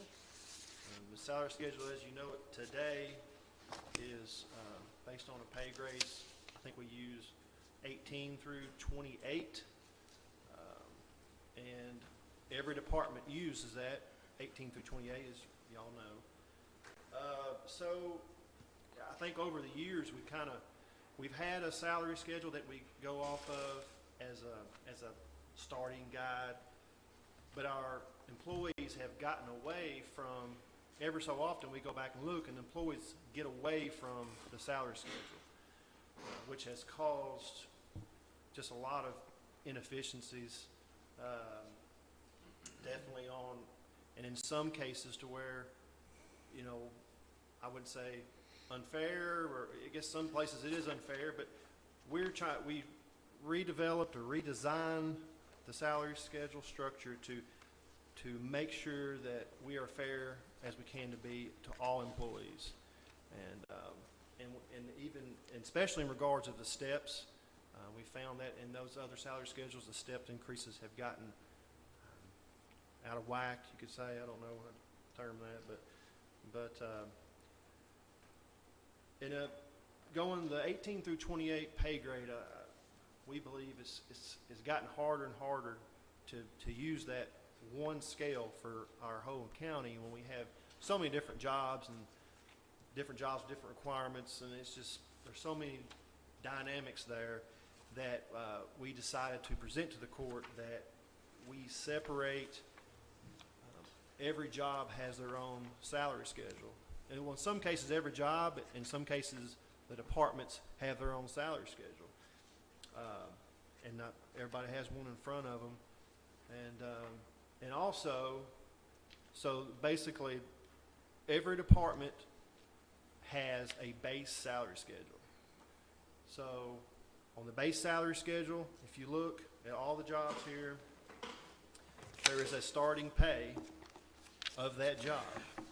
And in between each step, there's a built-in 1% increase based on years of experience. Regardless of what fiscal court decides to do every year on increases, you're guaranteed at least a 1%. And it's similar to what it was before, other than the percentages were different based on how many years you've been here, and we wanted to equalize that to put people in a more fair place, and the longer you've been here. So there's a base salary schedule, it's the starting pay, and there's a 1% increase on built in on every year of experience that you have. And if you, just for an example, we go to, I don't know which department's a good example. Let me make maybe the sheriff's office. For example, so that's your base schedule. If you're starting out,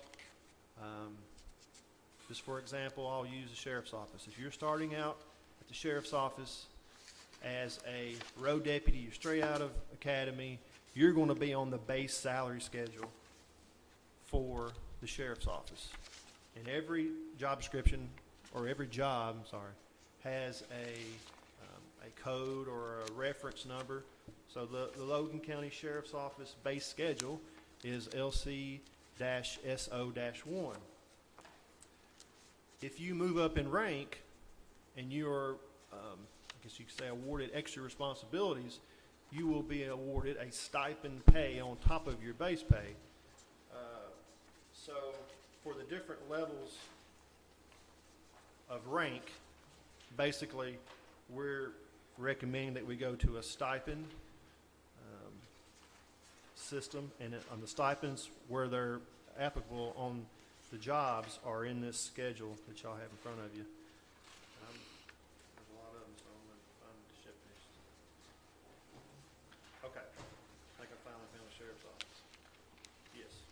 So base schedule, and then if I turn over, so you know you have detective DTFs. They are the first stipend step.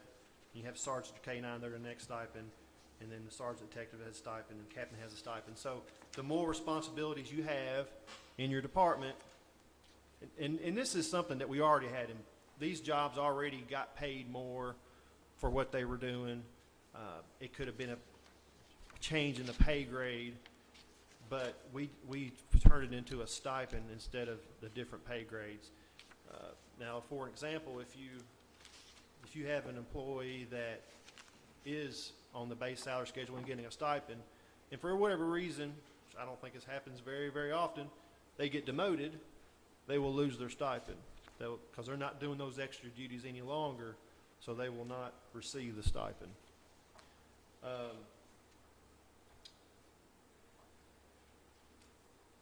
else to think about on the new, on how it's designed? Logan, did you want me to give an example, or? Yeah, just give one example if you don't mind. Okay. All right.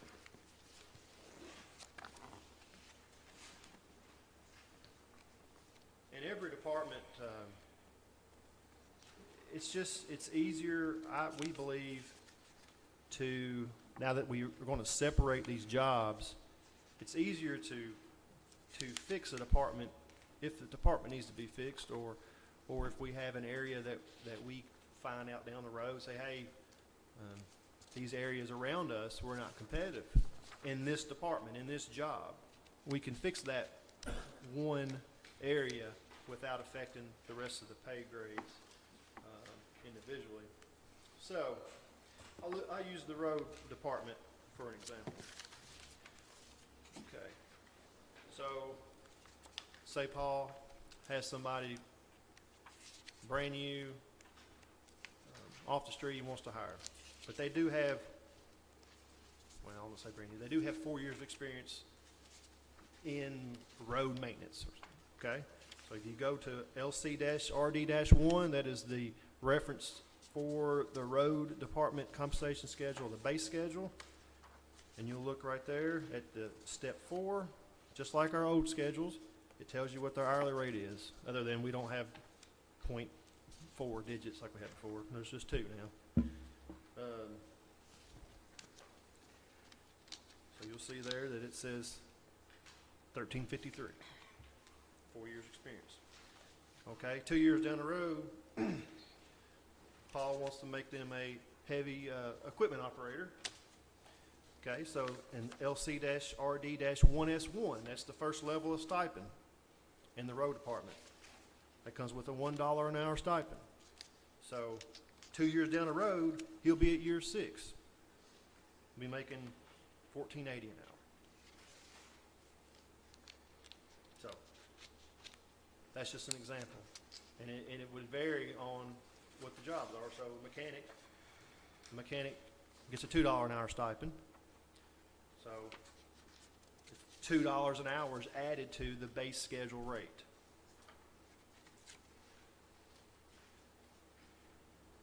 And the road sub-supervisor has their own stipend, and so does a road foreman. So those stipends obviously increase because their duties increase.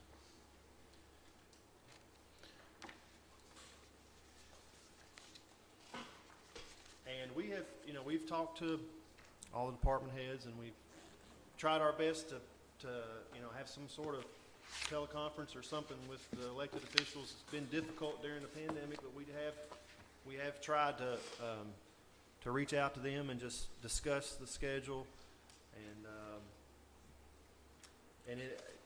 so for instance, the jail, all Phil cares about is these pages here that said Logan County Detention Center. Those are his job schedules. And those are what he'll use for his employees.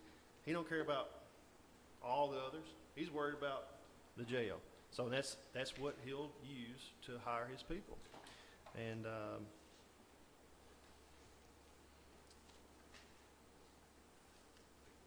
so, You want to touch on the 25%? Yeah, I got that 15? on. Oh, okay, Yeah, I'm yeah. jumping ahead. so of you that's, now.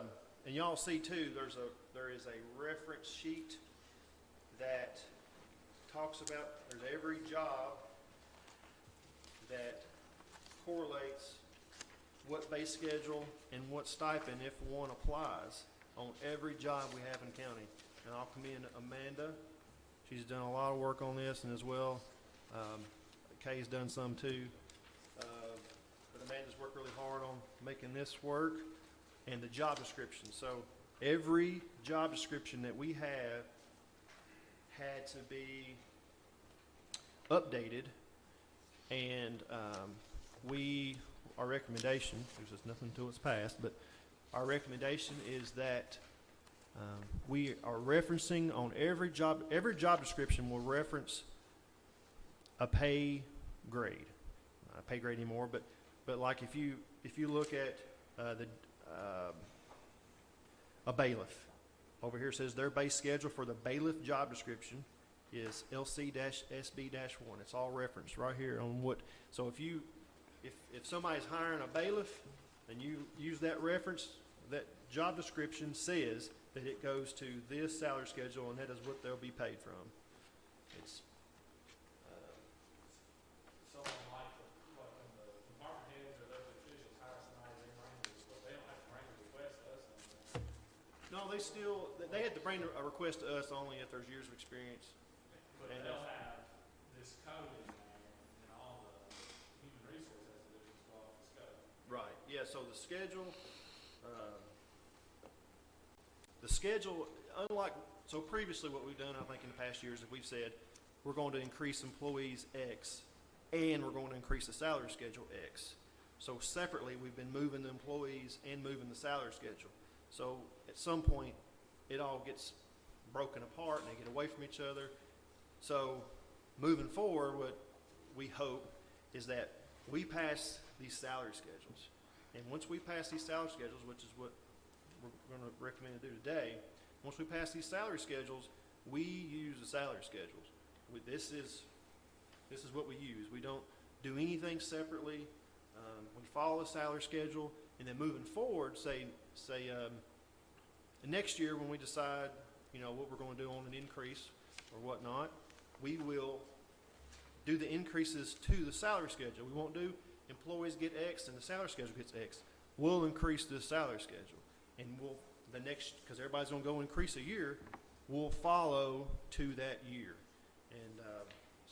And that's where I think we've kind of gotten some bumpy roads, is that we've went away from using the salary schedule, and to keep things fair and equal, we need to make sure that we keep the steps equal, in my opinion, and we need to follow this salary schedule and not go away from it. Okay, and elected officials it'd be all elected officials in this situation, if they want to give somebody experience, say Phil hired somebody with 5 years experience, he still need to bring that experience to court. Right. That's correct. Right. That's Okay, correct. but now, as far as him just hiring somebody, it's here.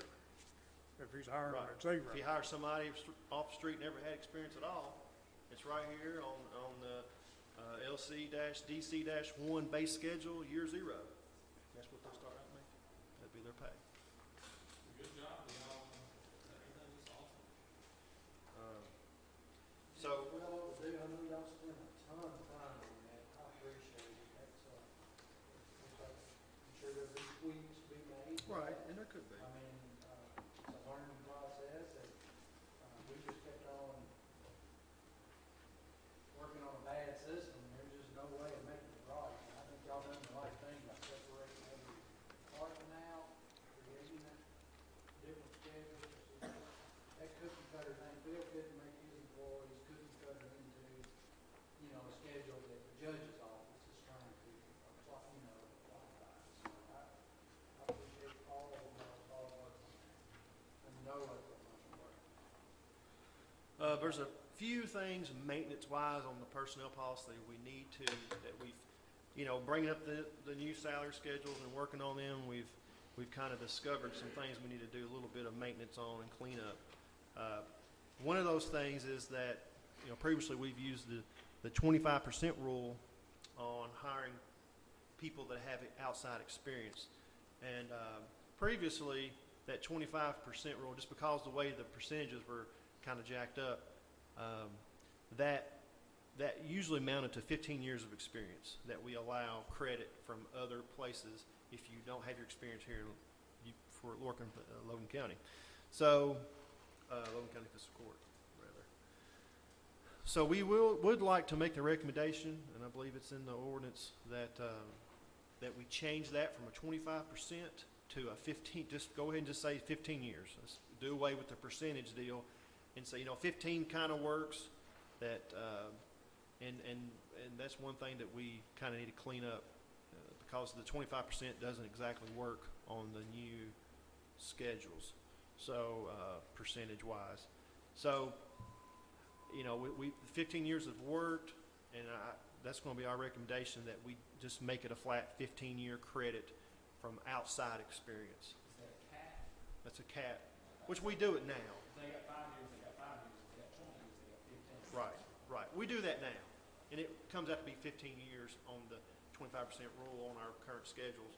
But we just, we need to change that. We like to change that from a percentage to a flat 15 years.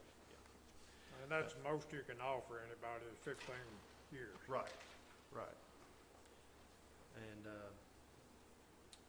And that's in regards to, like I said, we're doing that today, so that's nothing that's really any different than what we're doing today. So part-time employees, that's something that's just kind of, I don't know, it's kind of all over the place. We do one thing, I feel like we do one thing at 1 minute, and the next minute we're doing something else. We want to try to get all that set in stone, no questions asked, and the personnel policies is how we're going to do it. So, as you know, the salary schedules have a year zero. That's where everybody starts if you have 0 years of experience.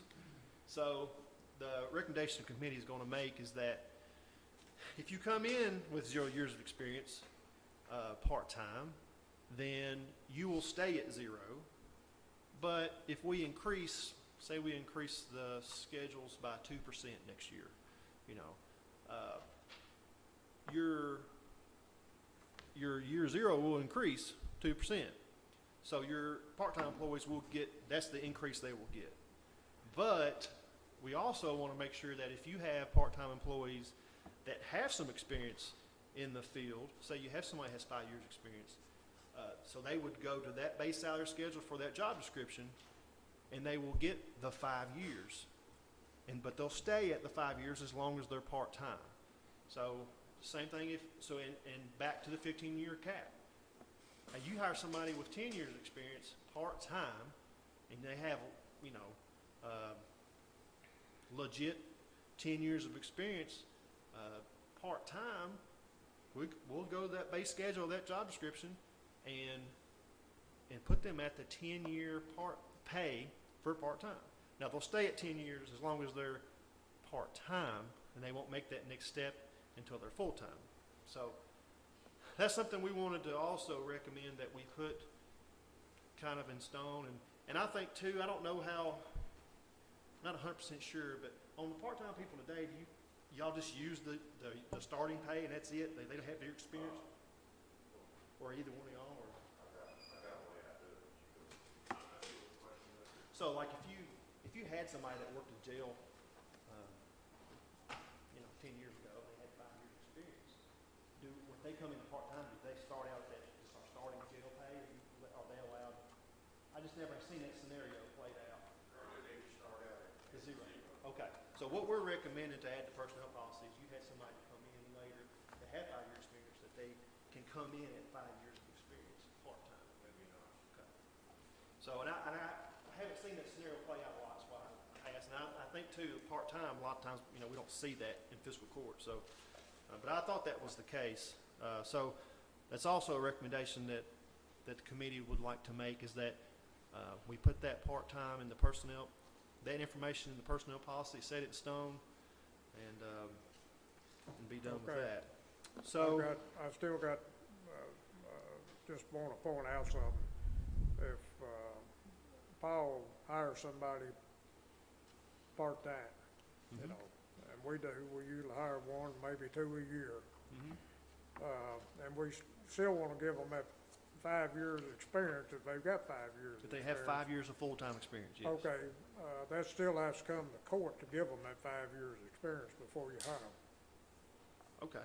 I mean, that's fine. I mean, I I don't, mean, is that, I'm wanting to make sure I understand. I think so. I mean, I if we're think gonna, so. if we're gonna take full-time, and they're gonna have to come to court and ask for experience, right. I think it ought to be the same way with part-time people. I agree Now, with that. That don't mean that Paul can't hire somebody at 0, but he can't give them the 5 years. If Paul don't feel like the 5 years, well, I mean, if the 5 years isn't adequate experience in the areas of what they're going to be doing their job, then no, Paul shouldn't give them the 5 year experience. But if they have 5 years legit experience operating a front loader or something, then they should legit get 5 years, and you're going to give them the 5 years. So. Occasionally that might happen. Most people are willing to work with zero. Right. But I mean, if someone has 5 years full-time experience and they're bringing that to your department, they rightfully should get that 5 years. That could happen. And it could happen. And it might not happen often, but I can think of maybe, I know in the ECC, they have some people that, may have worked full-time ECC, but just need some extra help, they come back part-time. So, and they've already had 4 years full-time experience, they should be paid for the time they were full-time, because they deserve to be recognized for their experience, in my opinion. But yeah, Judge, I think, with part-time, I mean, now that, I don't know how that'll affect, y'all hire part-time today, if it's 0 years experience, you just hire them and they come and start working. Now, the 5 years, I guess, I don't know how we would handle that. I guess, they could start them out at the year 0. When they come to court, we approve it, and we could do I don't know, that might make a lot of headache and payroll, I don't know, but, I would do it right off the bat if we did. Yeah, I'd be probably, just come with it if it happens. okay, all right. But we just want to make sure we get the part-time stuff on paper. It's kind of all over the place right now, or I feel like it is. I mean, but it sounds like, we just do whatever that job starts out as is what your part-time. But I personally think if you have full-time experience, you deserve that recognition. Being part-time, we like having part-time employees, so. And one more thing that we had that we're gonna recommend that we kind of do a little maintenance on is the cutoff date for gaining next year of service. So that is sort of, I don't know, I feel like it's kind of been all over the place. There's really nothing that, we don't have a set date, and you've got to have a set date, whether it's whenever it is. You've got to have a date that you say, this is when you have that, when you gain your year of experience versus not, because I think it's just kind of I don't know, free-for-all right now. I'm not real sure. I think in the past, we had to wash our hands of what's happened in the past, obviously, but moving forward, we feel like we need to have a cutoff date set in stone in the personnel policy. And that recommendation, which is a pretty common thing in employment, is that if you start December 31st or before, you get your 1 year's experience that following July.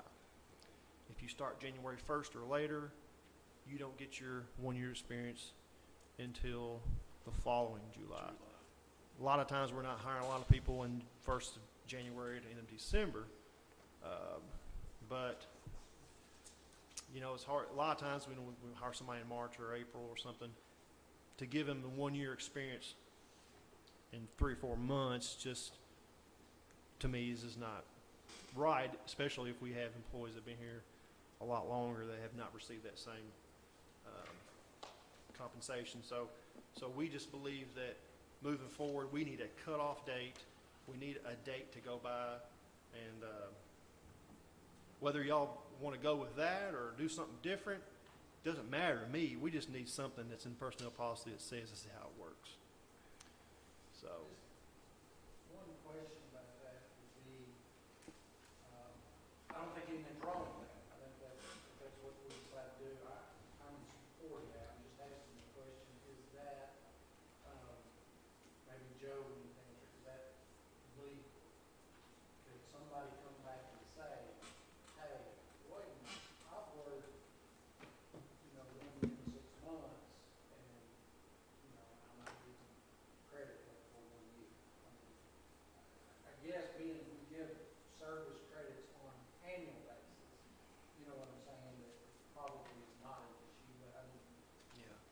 I mean, I guess on the flip side, I guess it wouldn't be much different than if we are given years of experience based on 3 or 4 months, and we're paying them for a year, but they only have 3 or 4 months. I guess, I don't know, maybe. those won't complain, but the ones. Right. Are the ones that. Right. I would just say legally, it's gonna be whatever you all define. I mean, you have discretion in setting this, and so I would just say, figure out how you wanna do it and be consistent, but you always have, I mean, before this, you had the ability to hire somebody at much below maybe what their, years of credit would be in there, and there might be reasons for that, such as budgets or whatnot, but, it would be whatever you all define it as, and, so long as you stick to what policy you set, I think it would match legal muster, so. And I think that's a good policy, and it seems to be something that would be workable with the judge's office, that has to administer that. I mean, being our fiscal soft program is not calculated anniversary, and I think we do need to do something, and we calculate 100 employees, and then they're going to be credit. And that doesn't mean that in the future, if Fiscal Soft has more features that we can do anniversary dates, and it does it for them, then, we could definitely change that to that. I mean, that was the most ideal. But I think today, with Fiscal Soft and its capabilities, I don't know, they'd have to hire another employee probably to keep up with that. But, yeah, today it would, but in the future, I think it'd be yeah. So anyway, that's going to be that's all the recommendations that I can think of. And I don't know if I'm forgetting anything, Barry or Jack, but that's it. Okay, Joe's had all that covered with this ordinance.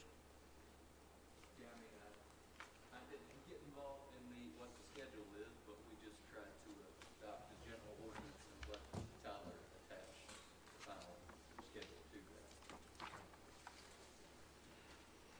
Okay, well, we need to go back and set those dates and things in, or it need to be written in another change, or think it's included in this I think it's- change.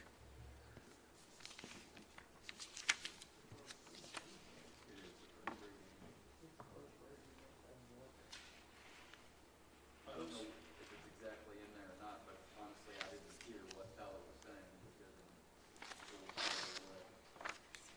So this is a salary schedule motion right here.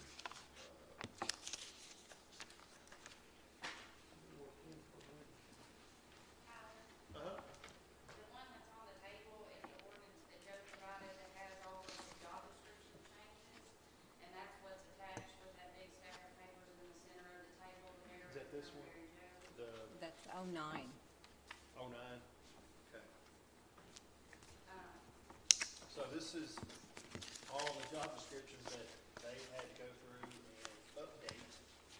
And they actually had some that I believe we didn't even have a digital copy. They typed up, right, like word by word, so a lot more work that they've done. We appreciate that, because we needed to clean up, we needed a good maintenance cleanup on our job descriptions, and this is included in that as far as cleaning up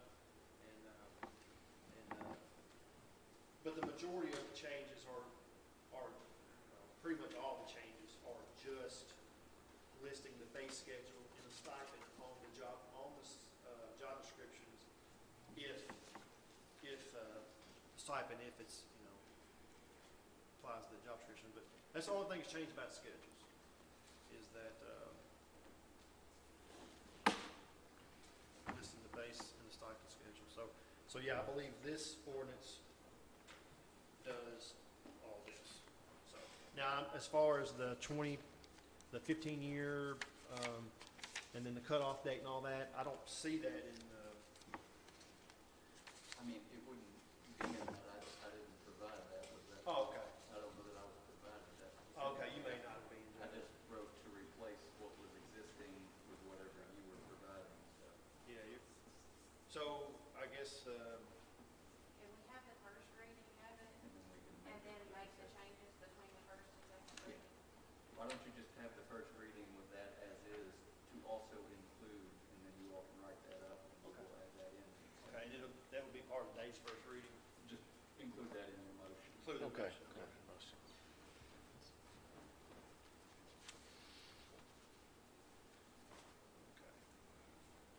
All right, well, does anybody have any questions about the salary schedules and what we're presenting with the new base schedule structure and stipends?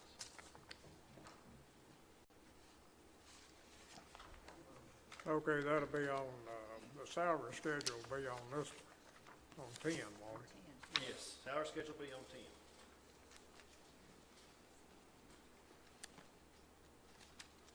Okay. Nobody has any questions? We'll just move on with doing this ordinance. So I'll make a motion to, how do I do that? I need to go sit back down. Does it matter? Are you gonna come back up there? I think so. I think I'm done. He's kind of covered them both.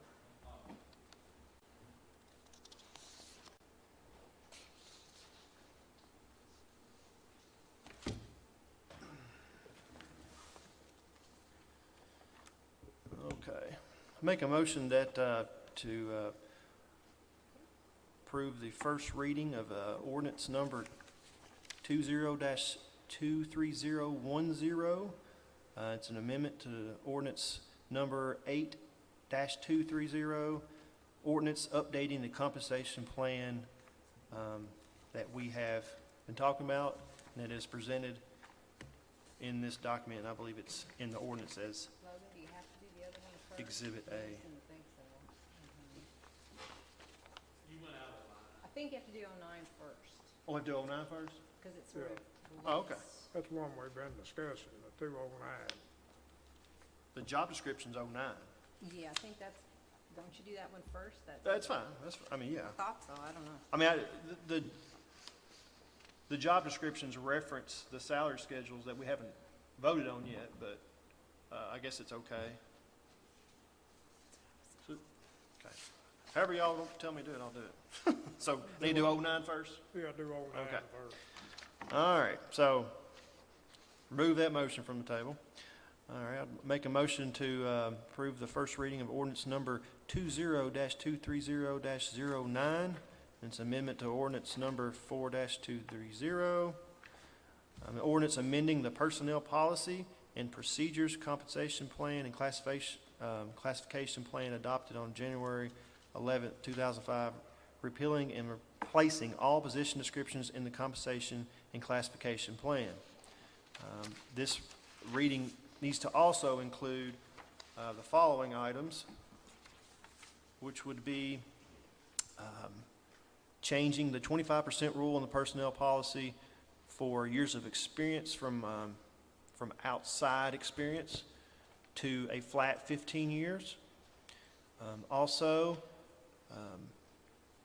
in regards to salary schedule for part-time employees, that the job that the part-time employees are going to be taking, they be at year 0 unless they have years of experience, and they will be put in that years of experience and stay there as long as they're part-time. I know it's long, but I don't know how else to say it. And also, lastly, that we have a new cutoff date for years of experience based on your hire date. If you start December 31st or before, you will get your 1 year's additional experience the following July. If you start January 1st or after, you will not get your 1 year's additional experience until the next July of the next fiscal or calendar year. I think that's it. Got all that, Jan? Not really, but that, Okay, we can go over it, but Okay, got a motion and second on the first reading of ordinance, number 230-09. And we had a second. Are there any questions?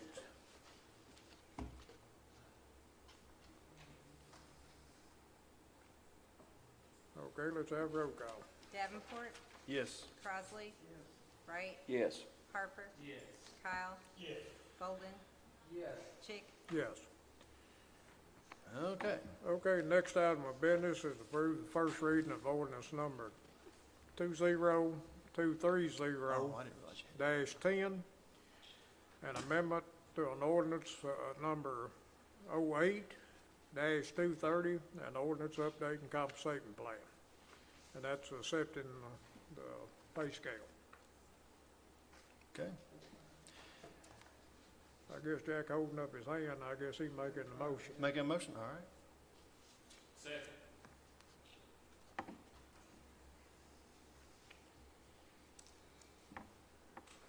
Okay, is there any questions?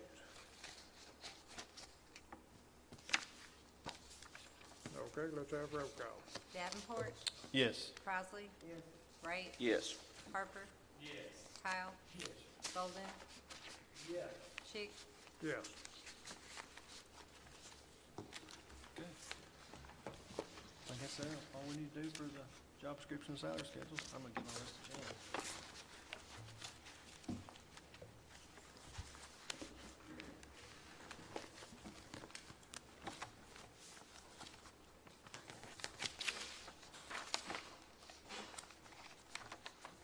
Amanda, thanks for all the hard work.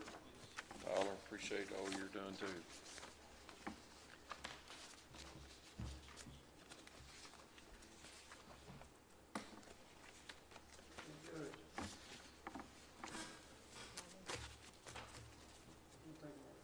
Want to take a break? Okay, we'll take a little recess.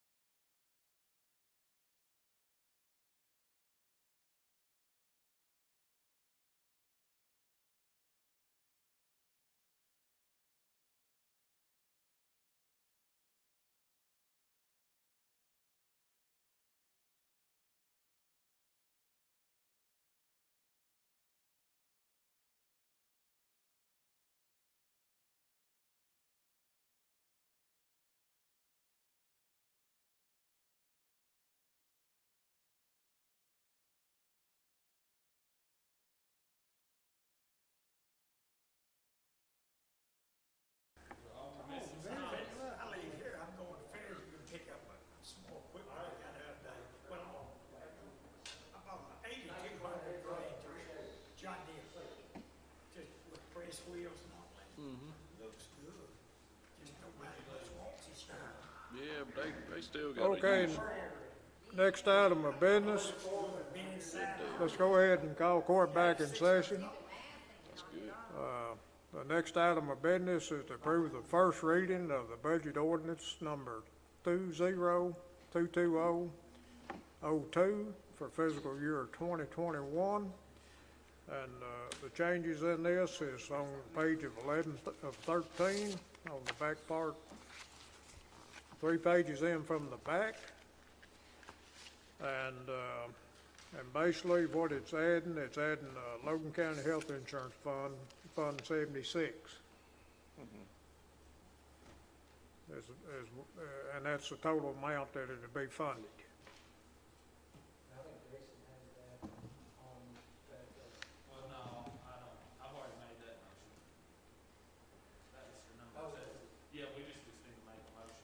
The only thing we need to do is have the first reading on this ordinance, budget ordinance. Budget. So I can just put that before the motion, right? Yeah. All right, I make a motion to approve the first reading of the budget ordinance number 2022-0-02 for fiscal year 2020 to 2021. Second. Okay, got a motion and a second on the first reading of the ordinance on the budget. Is there any questions?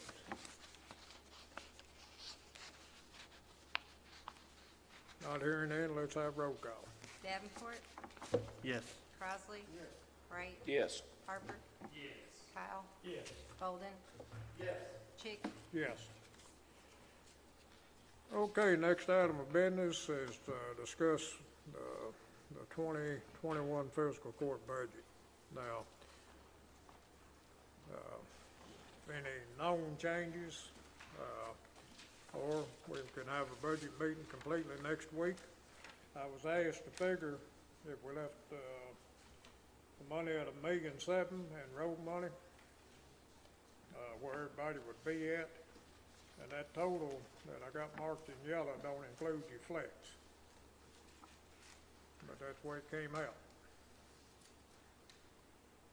So what do we normally, like, what did we put in road money last year? This year's $581,000. Okay, Is that down significantly? that 581,322 was what was spent. We put $1.7 million in there last year, Jason. And we just spent 581,322. If we leave it at $1.7 million,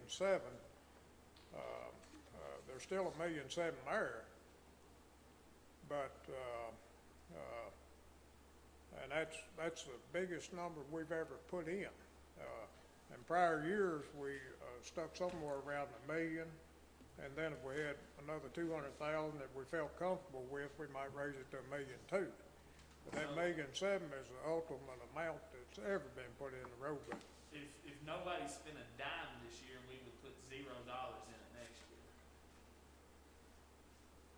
The money goes away and it's reallocated every year in a new budget. And that is, I mean, I wasn't anticipating it being $1.7 million again this year. I was anticipating it being somewhere around $1 million if everybody had spent their money. But, we just, and with, our cuts we've had in flex and our cut we've had in, road dollars, you know what I'm talking about, you know, that is, that, with that being said, with $1.7 million,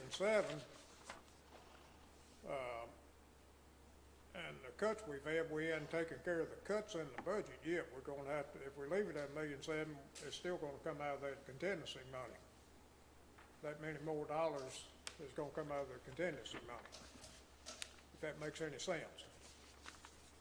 Yeah, I just didn't know how it worked. I didn't know if we put a certain amount in that every year, and regardless if this district didn't spend their money for 20 years, it didn't impact the other districts. Yeah, But apparently it's not, that's not how it is. yeah. By the way you explained it. Is that right? I guess so. So what we got in my line, we had, It's carried. year, we just didn't spend nowhere near $1.7 million. So we had $1.2 million, almost carried over, so $500,000.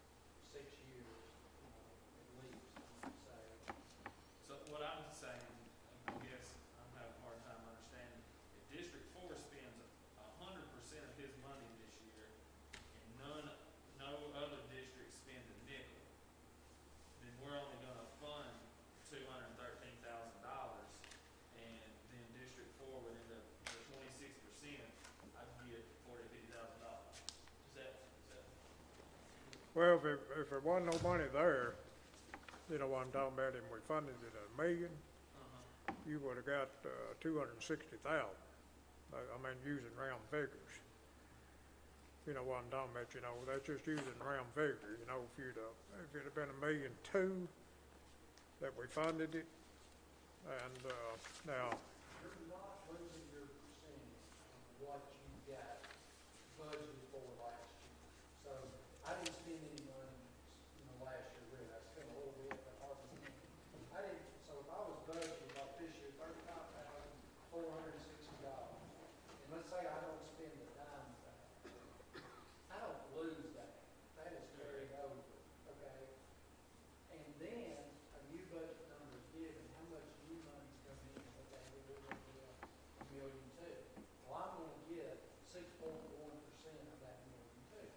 So whatever that number is, will be added on to the $35,460 that I carried over. That's correct. So, because 35,000 don't go very far, I have to look money for a long time to do a significant road project. But in this budget, if we don't spend a penny, we get $0 for the following year. Is that correct? Okay. You'll get your percentage of whatever budget. I know, but if we're only allocating $1.7 million, and we don't spend any of that, then we're not adding no money to it. I guess that's what I'm confused about, because we're only allocating $581,000, because that's all that was spent last year from that $1.7 million line. So if we would have spent $1 million, we'd put $1 million back in. Not necessarily, we might not have need to keep it. What determines that is how many carryover dollars we have. See, back- The reason it's $1.7 million is because we have so many carryover dollars. back before let's talk about it a little bit more. Back before the fuel tax took that big drop, we were getting somewhere around $1.8 million something a year from fuel tax money. Now, and this year we're just getting like $1.3 million because we lost, Kentucky let that fuel usage tax drop. And then this year people quit traveling for 3 months, and they done an adjustment of another 12 or 14%.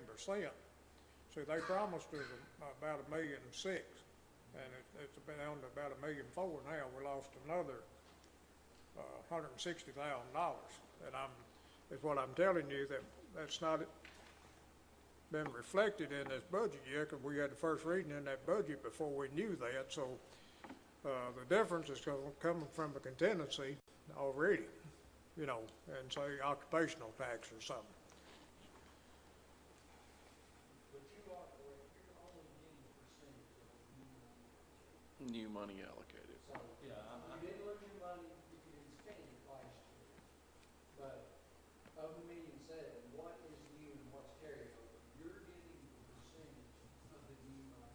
So you're getting the percentage of $581,322.12. So your percentage, is, 26%. And I understand that. I guess I'm just complaining because, I mean, $151,000 in my district, I don't know, I mean, I guess mine's the biggest, but it won't do much. But that, I mean, we just have to deal with it. Plus we got flex, so that helps. I mean, I guess that was my Well, soapbox. and I understand that, but, you know, the chances of us ever being able to put $1.7 million in there again is questionable. Yeah, I mean, we probably would never put $1.7 million fresh money in it, and me get 26% of $1.7 million. I understand that. Yeah. Totally. I just didn't know if there was a certain amount we could budget each year, say, we're putting $750,000 in new road fund every year. That's what we're doing. And if District 1 don't wanna spend a penny for 10 years, he might have $1 million carryover. I didn't know how it worked, but now I do. I'm 100% Okay, well, that's the way it's always worked. Now, I don't mean that, this court ain't got the ability to change it, but the only thing we can use, basically, is a percentage that your district covers.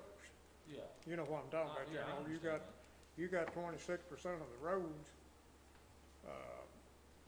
Tyler's got 8.3% of the roads. Yeah. Now, next year, there will be a reappropriation, not a reappropriation, but, we'll have to, probably, look at the master districts, by population, because we got to try to equally divide the population after the census is taken and redo the districts to include. Road, that could change the road mileage. That could change the road mileage. I could. Jason, your roads are sort of like mine. They're long and big. Your percentage, you can eat that up on one road just like I do. That's why it's hard to put new roads on. I have to bank up because I got roads that cost $250,000 just to pave it. Well, I get 131,000. So I have to bank it up, and I have to save on some roads to have that money available. I mean, sort of like Thomas, what he said with his. I mean, he can't hardly do anything with his yearly allotment, but he banks up for it, or he does. And I don't know, it's a catch-22. And then poor little old District 1 sits out there with the pennies in the bank. Well, I know, you get 8.3%, Thomas gets 6.1. Hell no. Just needed- because you got a little bit more populated, district and. Well. And you're the same way when it gets into your district and the Thomas's district. District 1 account was at minimum when I came in, so.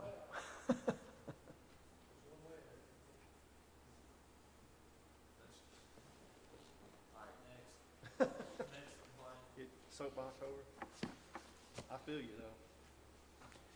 Poor little District 1. I have been at it, this is not a religious question, but, your district is the district that was on generations ago, got neglected for whatever reason. The north end did. It wasn't just only his, it was the north end. It just never properly got funded correctly until we went to this point. It took politics out of it, and everybody gets funded based on road miles. And that's great, but it's hard to catch up when you've been neglected for, three generations. And then you have other issues because of your soil conditions up there, but I'm all for if there's ever any extra money to say, hey, we got a need, whether it's your district or somebody else's district, we need to pave this road, and we need $100,000 to do it. That's a conversation that needs to take place, and we try to find the funds or budget for it for the following calendar year or fiscal year, and, go from there. But this formula works, that takes the politics out of it. Now, do we need to catch up somewhere? Maybe so. Maybe you got a road, or Barry's got a road, or Robert Cowell's got a road that needs to be, fixed, and it's, I'm okay, but if I was in bad road conditions, I would be up here jumping up and down saying, guys, y'all need to give me $100,000 so I can fix a road. But I've been banking money 5 or 6 years to get to $288,000. I can't find the money. I mean, I've got 23 miles of gravel road, and it's like we're living in pretty short times in North Logan County. And that road you can hardly drive down. But we're super blessed to have the good roads that we do have. I'm not But- complaining. And another thing, You give me some money? Jason, while we're talking about this, if you drove out my way and you traveled 79, when you got to one of our county roads out there, the Durham County Road looked pretty darn good compared to the state roads. And, that'll change your opinion on whether a road need to be blacktopped after traveling on some of the state roads now. But, and I think that was basically the idea of a flex. When they started giving us flex roads to Thomas, we could have, but people would have thought they were shortchanged when it came to flex if you didn't get one, say, one road every 6 years, in your district, where you've, let me see, I'll find your district, where you got 53,000 of the flex money. Yeah, that's a blessing. Yeah. Which $53,000 might pave a mile and a half. What was 17,000 paid? Driveway entrance, Entrance. an entrance. I may be coming with a question. But y'all asked me to figure that, and I sat down and figured it, and it, I do appreciate it. and it, Two used to do a month. it take, I won't tell you, it takes more time than you think it does. Yeah. You know what I'm talking about, huh? We're very appreciative of that. If we left it at that amount. Now, of course, we ain't got the complete carryovers. We'll be voting on that stuff at the last court meeting, you know what I'm talking about, some of the carryovers, and hopefully, we'll have the budget done. But, we got next week's court meeting, we might wanna have a meeting, a week from that, another special call meeting, to just see what we anticipate the carryover dollars will be. Cause we guessed those carryover dollars back in March, or before we gave you the first budget, you know. You have to pull something out of the air of what you anticipated, and it wasn't just pulled out of the air. We took 8 months worth of bills and multiplied them times 12. You know, and then subtracted it from the budget to get the carryover numbers that was got.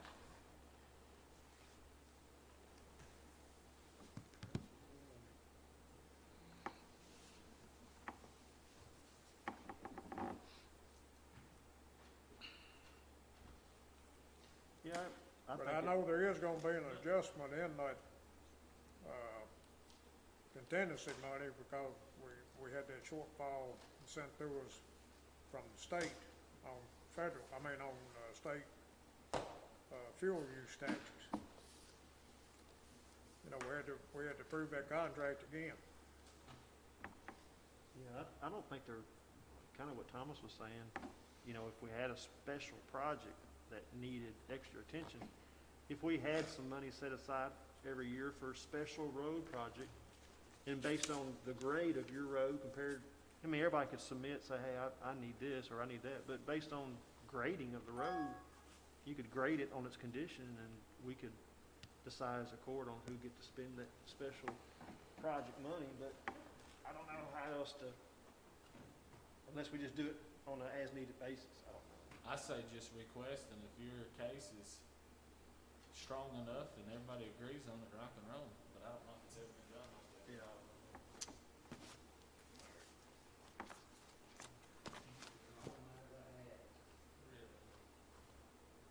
Really? Let me borrow about 25. 12% interest? Did you have a recommendation on what you brought up last little bit, Tyler? Oh, yeah, so are we done with the road? Yeah. Done with the road stuff? Continue on with the budget talk? Okay. Well, yeah, I brought up about the emergency, I think it's DES, Department of Emergency Services, I guess is what it's called in our budget, but, I mean, I do have a recommendation that I know we've already approved, compensation rate for those positions, but my recommendation would be to make the assistant director yearly salary of $6,000 and the director's yearly salary of $9,000. And that's an increase of $1,916 to what we've budgeted for next year. So I believe that will be about a $1,200 a year increase for them based on what they're getting paid today. It'll be quite good, if it's just $1,900, it'll be. Let's figure that 3% CPI. Yeah, so I'm talking about the difference. Okay, that's yeah, with what's already there. Right. Okay, difference in what's already there. okay, Because we've already added some. yeah. Yeah, the difference would be $1,916 added to that budget. But it would be for the director to get paid $9,000 a year and, the assistant to get paid $6,000 a year. That's my recommendation for, just from what I brought up last week, to change that rate. I don't know if anybody has any other ideas, or they think that's fair. Well, up, motion or discussion, if anybody, I mean, I'll put it in the form of motion that we'll change that on in the budget for those two items. Okay, you're putting it in form of a motion in. Right. Emergency management people. to Emergency change management people, assistant director, 6,000, director, 9,000. The increase, I mean, or that will be the salary figure. That would be the figure total, which was $1,916 increase from what we've already put in the budget that's in it today. Okay, and that's in form of a motion. Yes, sir. Did we have a second? Jack just seconded it. Jack seconded. Okay, is there any questions?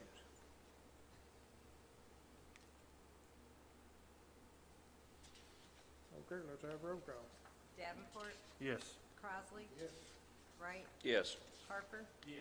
Kyle, Yes. Bolden, Yes. Chick, Yes.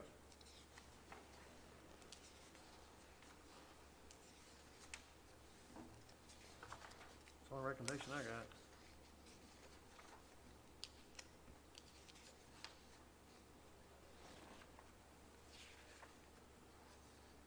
Okay. Appreciate y'all's hard work on getting the budget ready for us. I know it's a lot of work. Appreciate it. I think Amanda worked all weekend on post. Yep, appreciate it. Steve had to cook supper. That's right. Twice. Dang. Captain D. One night.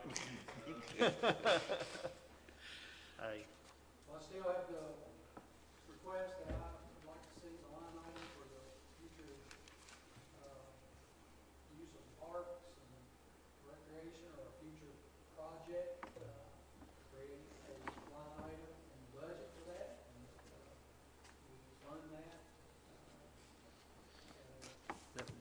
that would be another line, just an increase to the LGEA fund. Again, Or I'd like to something see new. it, not necessarily in the LGDA fund, I'd like to see it to be its own, line item fund. So again, somebody mentioned. Well, we'd have to have another first reading of the budget if we put it in its own fund. Now, it can be placed in a line item like in the LGEA, and we'll have to keep the LGEA fund funded, is the understanding I got. I think I'm saying that right. Amanda, if you got any questions, but we can add it as a line item and have to fund it, but we'll have, if you set up a complete different fund, that's the reason we had to have first reading again today of the budget.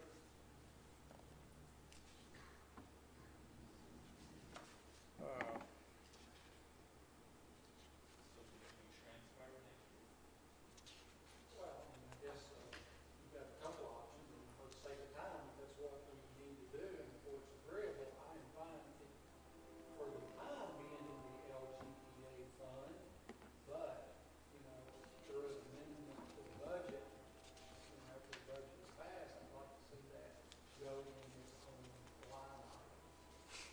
Or, worst case scenario, after the first year, next year, that its own line item is created. So it's there. Again, I just don't want that money sitting in a generic, line item in the budget that somebody can, two quarters from now, is what that money is set aside for. Personally, myself, I would rather us work with the city as myself and get the parks we got up in some kind of condition before we really ventured out on our own. And I did talk to Tom Harnett, he's gonna get that started, Thomas, on that amenities, in the county, or the parks and things. But that's just my personal opinion. I'd rather get the parks we got up in some kind of condition before we start looking at something new. But I have no control, this is what I want to make clear on the separation. Again, no disrespect to anybody, but, I don't control the city's parks, whether it's the city of Lewisburg, the city of Russellville, city of Baldwin, city of Darrell. I have no control of their parks, and that's a totally different discussion if we want to fund them more. Totally different discussion. Has nothing to do with this discussion that I would like to see us fund our own project. I'm not looking to get in the entertainment business, not looking to, fully operate, whole parks and rec department at this time. I'm willing to have a discussion about it. I am simply saying that we start funding for future investment into a project or a program or a combination of both. Do not want to take this $250,000 and simply say, I'm going to send, okay, we got $250,000, so I'm going to send the city of Lewisburg, X amount of dollars. I'm going to send the city of Auburn X amount of dollars. I'm going to send the city of Russellville X amount of dollars. Totally different discussion. If y'all want to send them more money, then we can have that discussion. That has nothing to do with the request that I am making. I want to be clear, it's clear to me. We do not want to take this $250,000, put it in the LTA fund, and then next year say, we got $250,000, let's send Russellville 50, let's send Auburn 50, let's send Lewisburg 50, and let's send Darrell 50, and that'll ease everybody. That's not what I'm trying to do. Well, I still have a hard time agreeing with it, and I was really disappointed. I did not get one call over it. There was 6 comments on the newspapers or the ad that Chris put on there. There was only 6 comments and 16 likes. I was shocked. I mean, I just kept digging into it to try to see what the people was saying, and I was very disappointed.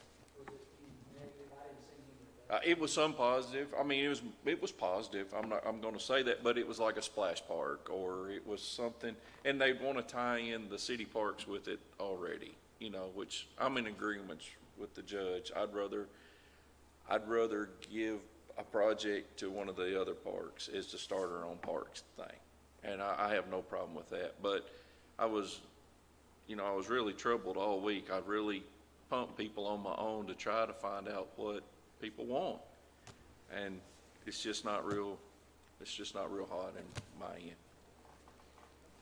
And I don't know if anybody else got a call on it or not, but I did not receive one call. I had to make my own calls to ask people what their thoughts were. I received one. I did receive one call. And I get a ton, and I got some feedback. I got an email from a business person here, but the people that are for it have already spoken to me numerous times. This is nothing new. Jim Riley didn't have to call me.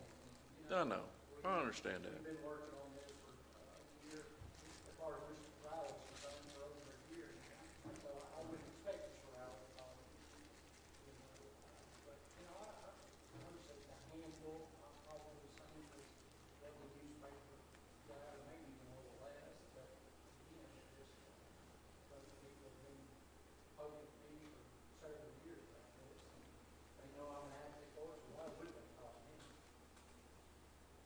Everybody that I've talked to, not necessarily that I've talked to, but they've made touch with me, are in favor of what you're trying to do. On motion, let's find out whether that.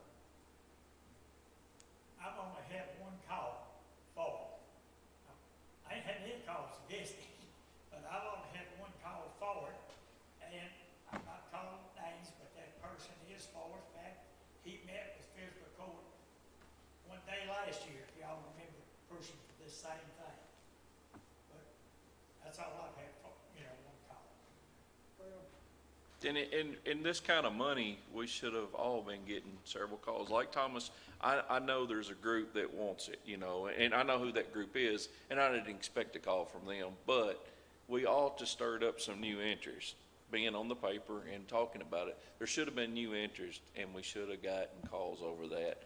Not that we're Well, if we're just, bragging that we want calls or not, Yeah. but we should have got some response. well, as far as, you know, calls over since our, what was it, last Tuesday, you know, but over a year's time, you know, I've talked to numerous people that want something more. Of course, and people are gonna come talk to me in favor of it because they know that I'm in favor of it. Yeah, I agree. You know, and it might be different with somebody else, somebody that may not be 100% for it. They may say, hey, I don't know about this, you know, to somebody else. But people are going to come to me, and they're probably going to go to Thomas and Jack or whoever that, you know, speaks out about wanting to do something. Those people are going to come talk, you know, they're going to call us or talk to us. But I can talk to someone and whether they agree with me or not, you know. I like to hear people's Yeah. thoughts, you Yeah. know. No, I hear you. If you don't agree with me, we can still discuss it. You can see where I'm coming from. And, No. you know, we have a city park that has come a long ways. And there's a lot that I know, this is my personal opinion now, but it's come a long ways. It's nice. And, you know, the splash pad for the kids, I'm good with that. You know, somebody come up with that. I'm good with something like that. Or if they wanted to update their walking trail that we already have, I'm good with that. I just don't want to start another adventure when we have good things already going. Well, I'll tell you, I'm not 100% against having a joint venture, but the part that scares me is that if we start throwing larger amounts of money for projects that are needed, because it takes more money to make larger things happen, to attract people to do those things that people are wanting. But if we start throwing larger amounts of money and we let somebody else handle it, we have no control over what we're handing over. We don't have a control over what the city puts towards their maintenance of their parks. We don't have a control over how many staff they hire. So, I don't know, I guess a part of me is like, it'd be nice if we could have a joint venture, but I don't want to have a joint venture in fiscal court and not have any say on how it gets maintained and to make sure it gets kept up. I'm not saying that the parks don't do that, but, you know, something like that, and we start throwing money at larger projects, it's hard for me to hand it totally over to somebody else, because we want to make sure that money is spent well, and we'll make sure it gets used. And then on 2 years down the road, and they say, well, we're going to cut our parks budget, we're only going to have 2 employees, and it's going to, you know, things are going to start breaking, it's going to look like crap. I don't want that, and that's the part that scares me about the joint venture. Like I said, That's when we have to step up and help. I'm not totally against a joint venture, but only a fiscal court has, you know, as long as we have can give direction on how things are maintained. I don't want to throw money at it and then they, 2 years down the road, cut their budget in half for parks. That's my opinion.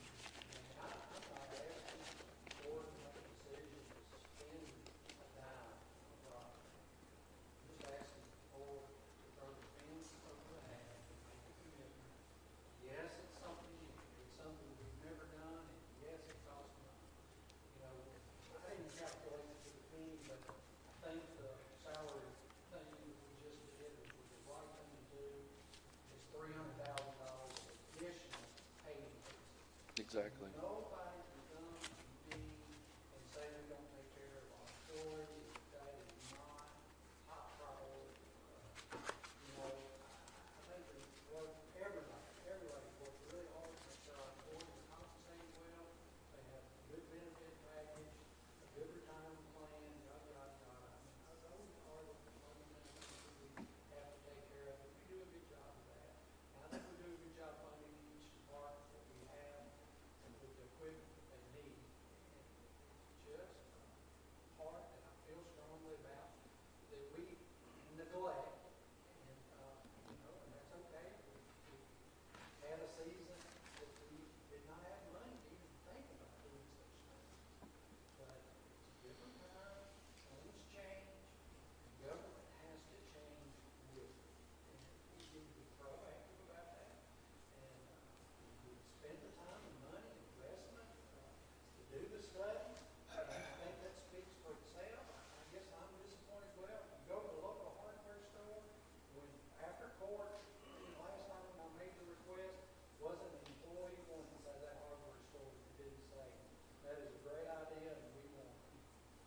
Hey, I gotta back up. I did have one from the hardware store to hit me. I sure did. I got backed up. I gotta admit that. Right, walking in the store, 'cause I know he does. He said, yeah, leave one of these. I said, well, He got me. because he wants to hear it. He is a gentleman that confronted me with it. He sure did.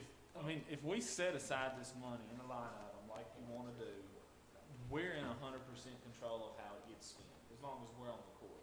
So, and I'm fine with that because, you know, there might be a project that we can do that's not gonna cost us on a yearly basis $225,000 to upkeep it or something, you know, as was mentioned. That's what concerns me. The only thing that concerns me is the ongoing upkeep, maintenance, extra employees, and just the extra that comes along with it. I'm okay with putting money on a line item, and then we're in control of what we do with it, because there could be a project in the future that, hey, there's no upkeep, or no. But I want to point out one thing, Jason, that I want you said, and anybody else said. We just got, 30 minutes ago, 300,000 in pay increases, and we never had a discussion about it. Not one discussion did somebody say, wait a minute, this is $300,000 in pay increases. Where's the money coming from? Not one discussion, and I'm for it, that's the reason I didn't open my mouth. I'm for it. Not one discussion, but yet, we're gonna sit here and say, we just can't afford to hire 3 people, 4 people, 5 people to do something that's gonna cost us $200,000. We just gave $300,000 away in rate increases and never had one sentence of discussion about it. I just, we need to think about that, you know, so, and I'm for the pay increase. Yeah, I mean, it's like you said, that was long overdue, and we're all for it. And I mean, we could have not done that and hired 6 extra employees for that $300,000 and had a parks and rec department. I mean, it's a catch-22. I was just gonna say to your point, I mean, this is something that you're looking towards the future. And I mean, we've been talking about this for a while, so there hasn't been a consensus of which way to go. But if that was something, I could think of ways, you have interlocal agreements to where you have partnerships and joint ventures to where you could do something and you all could still have the right to go in and do things if that was sort of if there was a middle ground on that. I guess if you all wanted me to look into that some, I would be happy to. I mean, obviously, what Thomas is proposing would be the most leeway over that, but if that was your concern, there could be ways to do that with cooperation Interlocal agreements or cooperation. even And I think, contracts of some like I sort. say, I'm not 100% against that, and it'd be good if we can, you know, legally make sure we have input on things that happen and the direction parks go, and make sure things get maintained, and they do their part, and they come up with their end of the bargain, you know. But I think that's more of the structure that would later come down in discussion, and it's good to know that we can do that. But I think today, Thomas is just saying, I hey, 100% agree, but his Right. is very future-based, so Right. you're gonna need years of setting that aside, so, yeah, okay, so that's all I Appreciate was getting at. thank you. Appreciate it, Joe. Pull back and. I would totally expect that. I mean, that's the reason I'm only asking for a line item to sit there and say, I think it would soften the blow. I mean, when we were looking at another project that was gonna cost us, you know, $1,300,000, $1,400,000, you know, a lot of people looked at that and said, man, that's depleting our funds, you know? And that's a legitimate concern. I mean, we have to have enough money to operate on in case something happens. So this is the reason I'm asking today, you know, or asked last year that we prepared for that, that we just think for 250,000. You know, if we ever get fined, we don't have to spend the money, and then when and if we can agree upon a project, whether it's by ourselves or joint ventures or whatever we do, it softens the blow when you say, hey, you know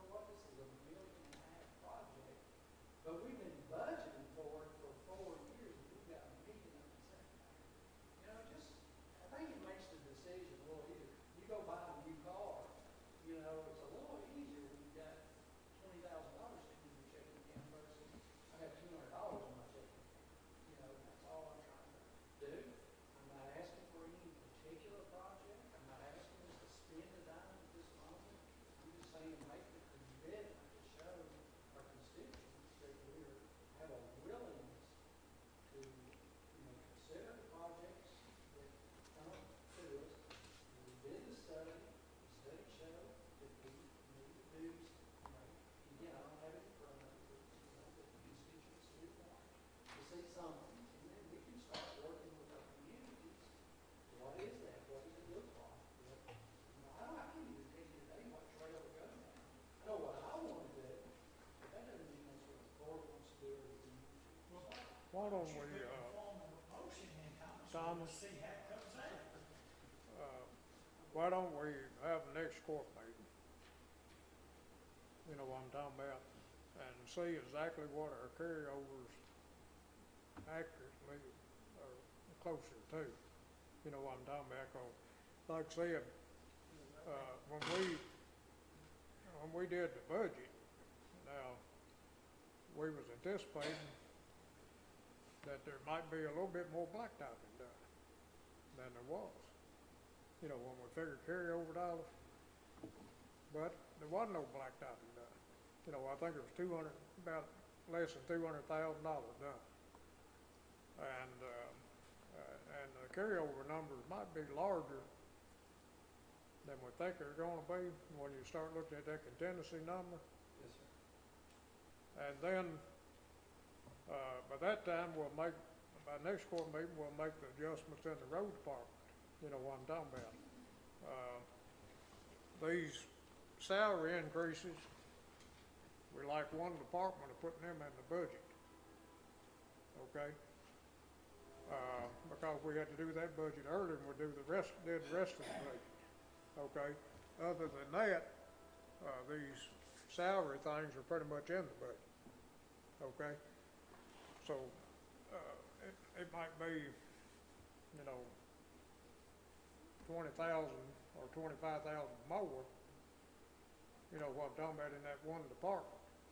But on June 9th meeting, we should have some of these budget changes made since we approved the first reading of this today. And it evidently won't be a problem to do the second reading, because like you said, then nobody asks no questions. We'll have more of an idea, you know what I'm talking about, of what the carryover dollars are. We know, if you look at that contingency line item and occupational tax, if I can find it real quick.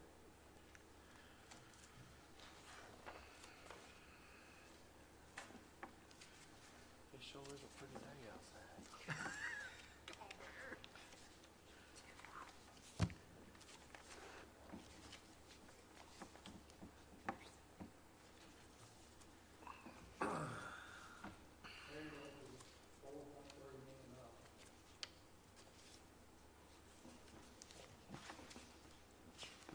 Where are you at on that?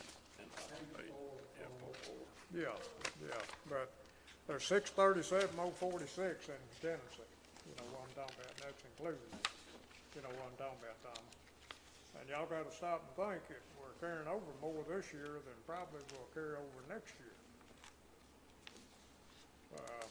So I wanna make sure that, we use good judgment, 'cause like I said, if we had a carryover of $4 million, next year that carryover might not be for $2 million, and we'll still have a budget to finance.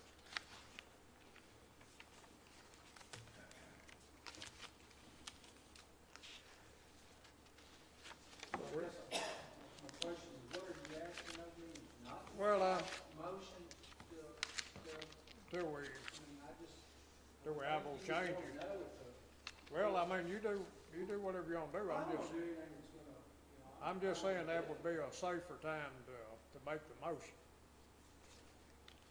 I just thought it'd be easier on you if you knew whether the court was Yeah. in agreement of doing this or not. But I don't know how much that road money is gonna take away from that 600 and something thousand that we got projected right now.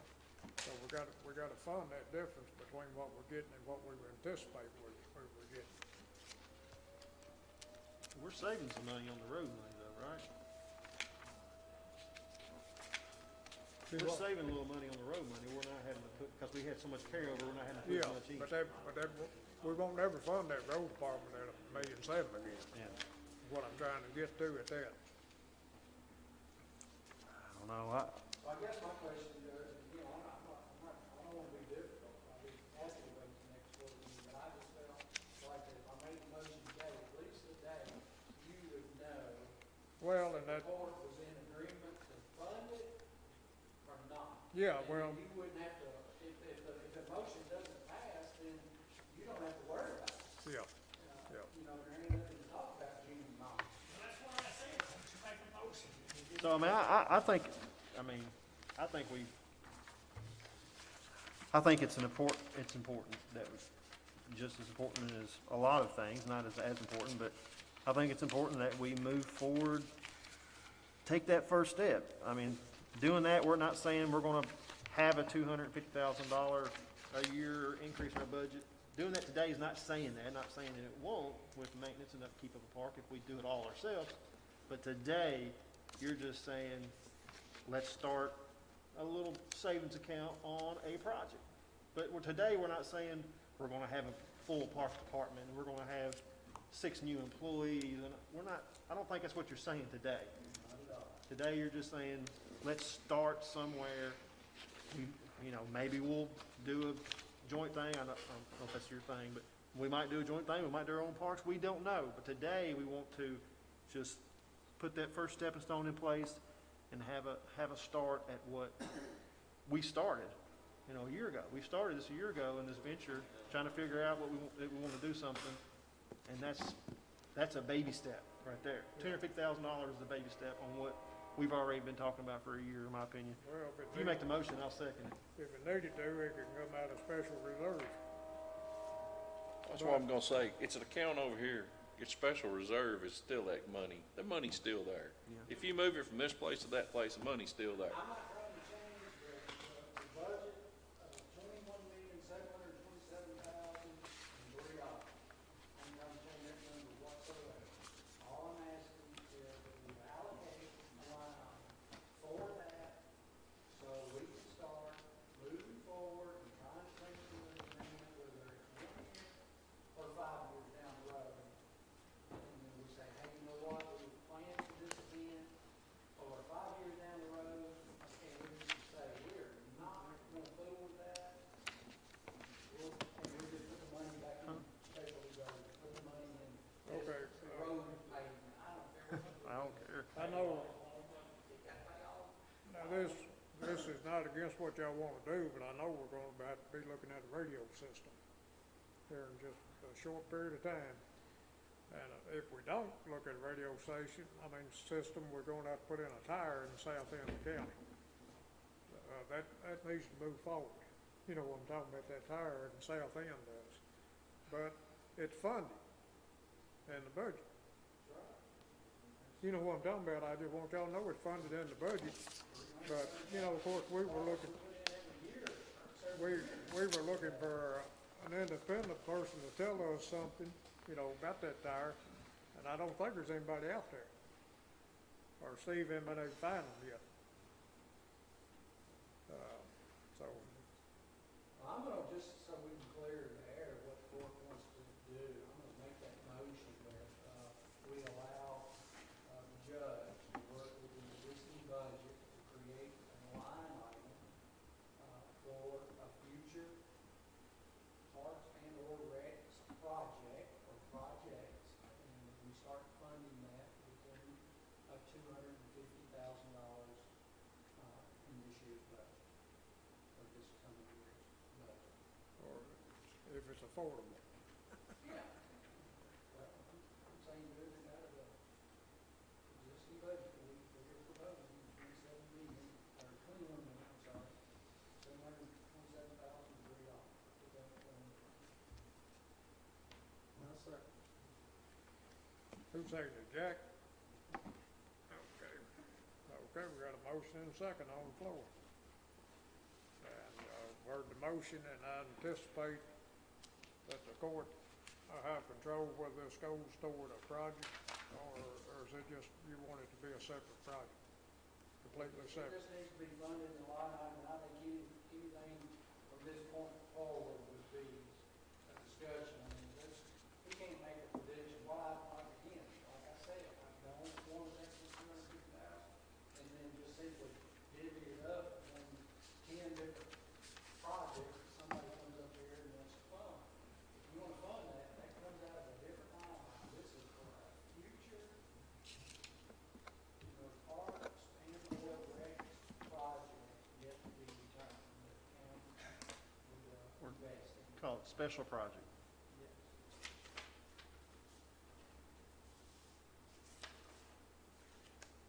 Okay, any other questions?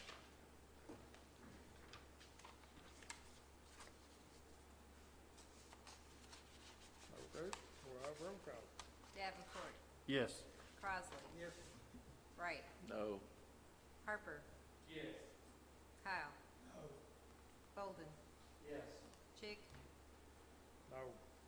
The motion passes.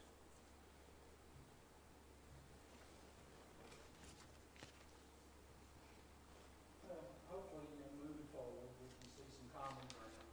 Yeah. I always hate 4-3 votes, even if I'm on the winning side.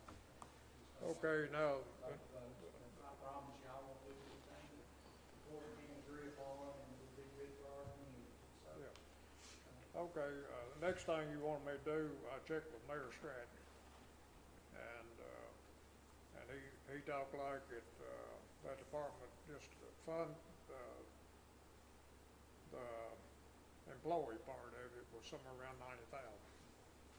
And of course, that, everything, like, insurance, retirement, and all that. Did he say if that was one or two employees? I think that's just basically, And that's what the city of Russell. Yeah. And you know, that's what I'm talking about. I mean, they have 90 budget, and Lewisburg has 5,000 budget, Darrellville has $10,000 budget, you know, whatever. I mean, I just think we can pull those resources together and we can, they would have their own minimum impact on the county. Mhm. But you want me to find out, and, Appreciate that. and Tom, talked to Tom, you know, about that study we're gonna do up there at the league on amenities and things, parks, and of course, the person that he was fixing to hire had sickness in his family.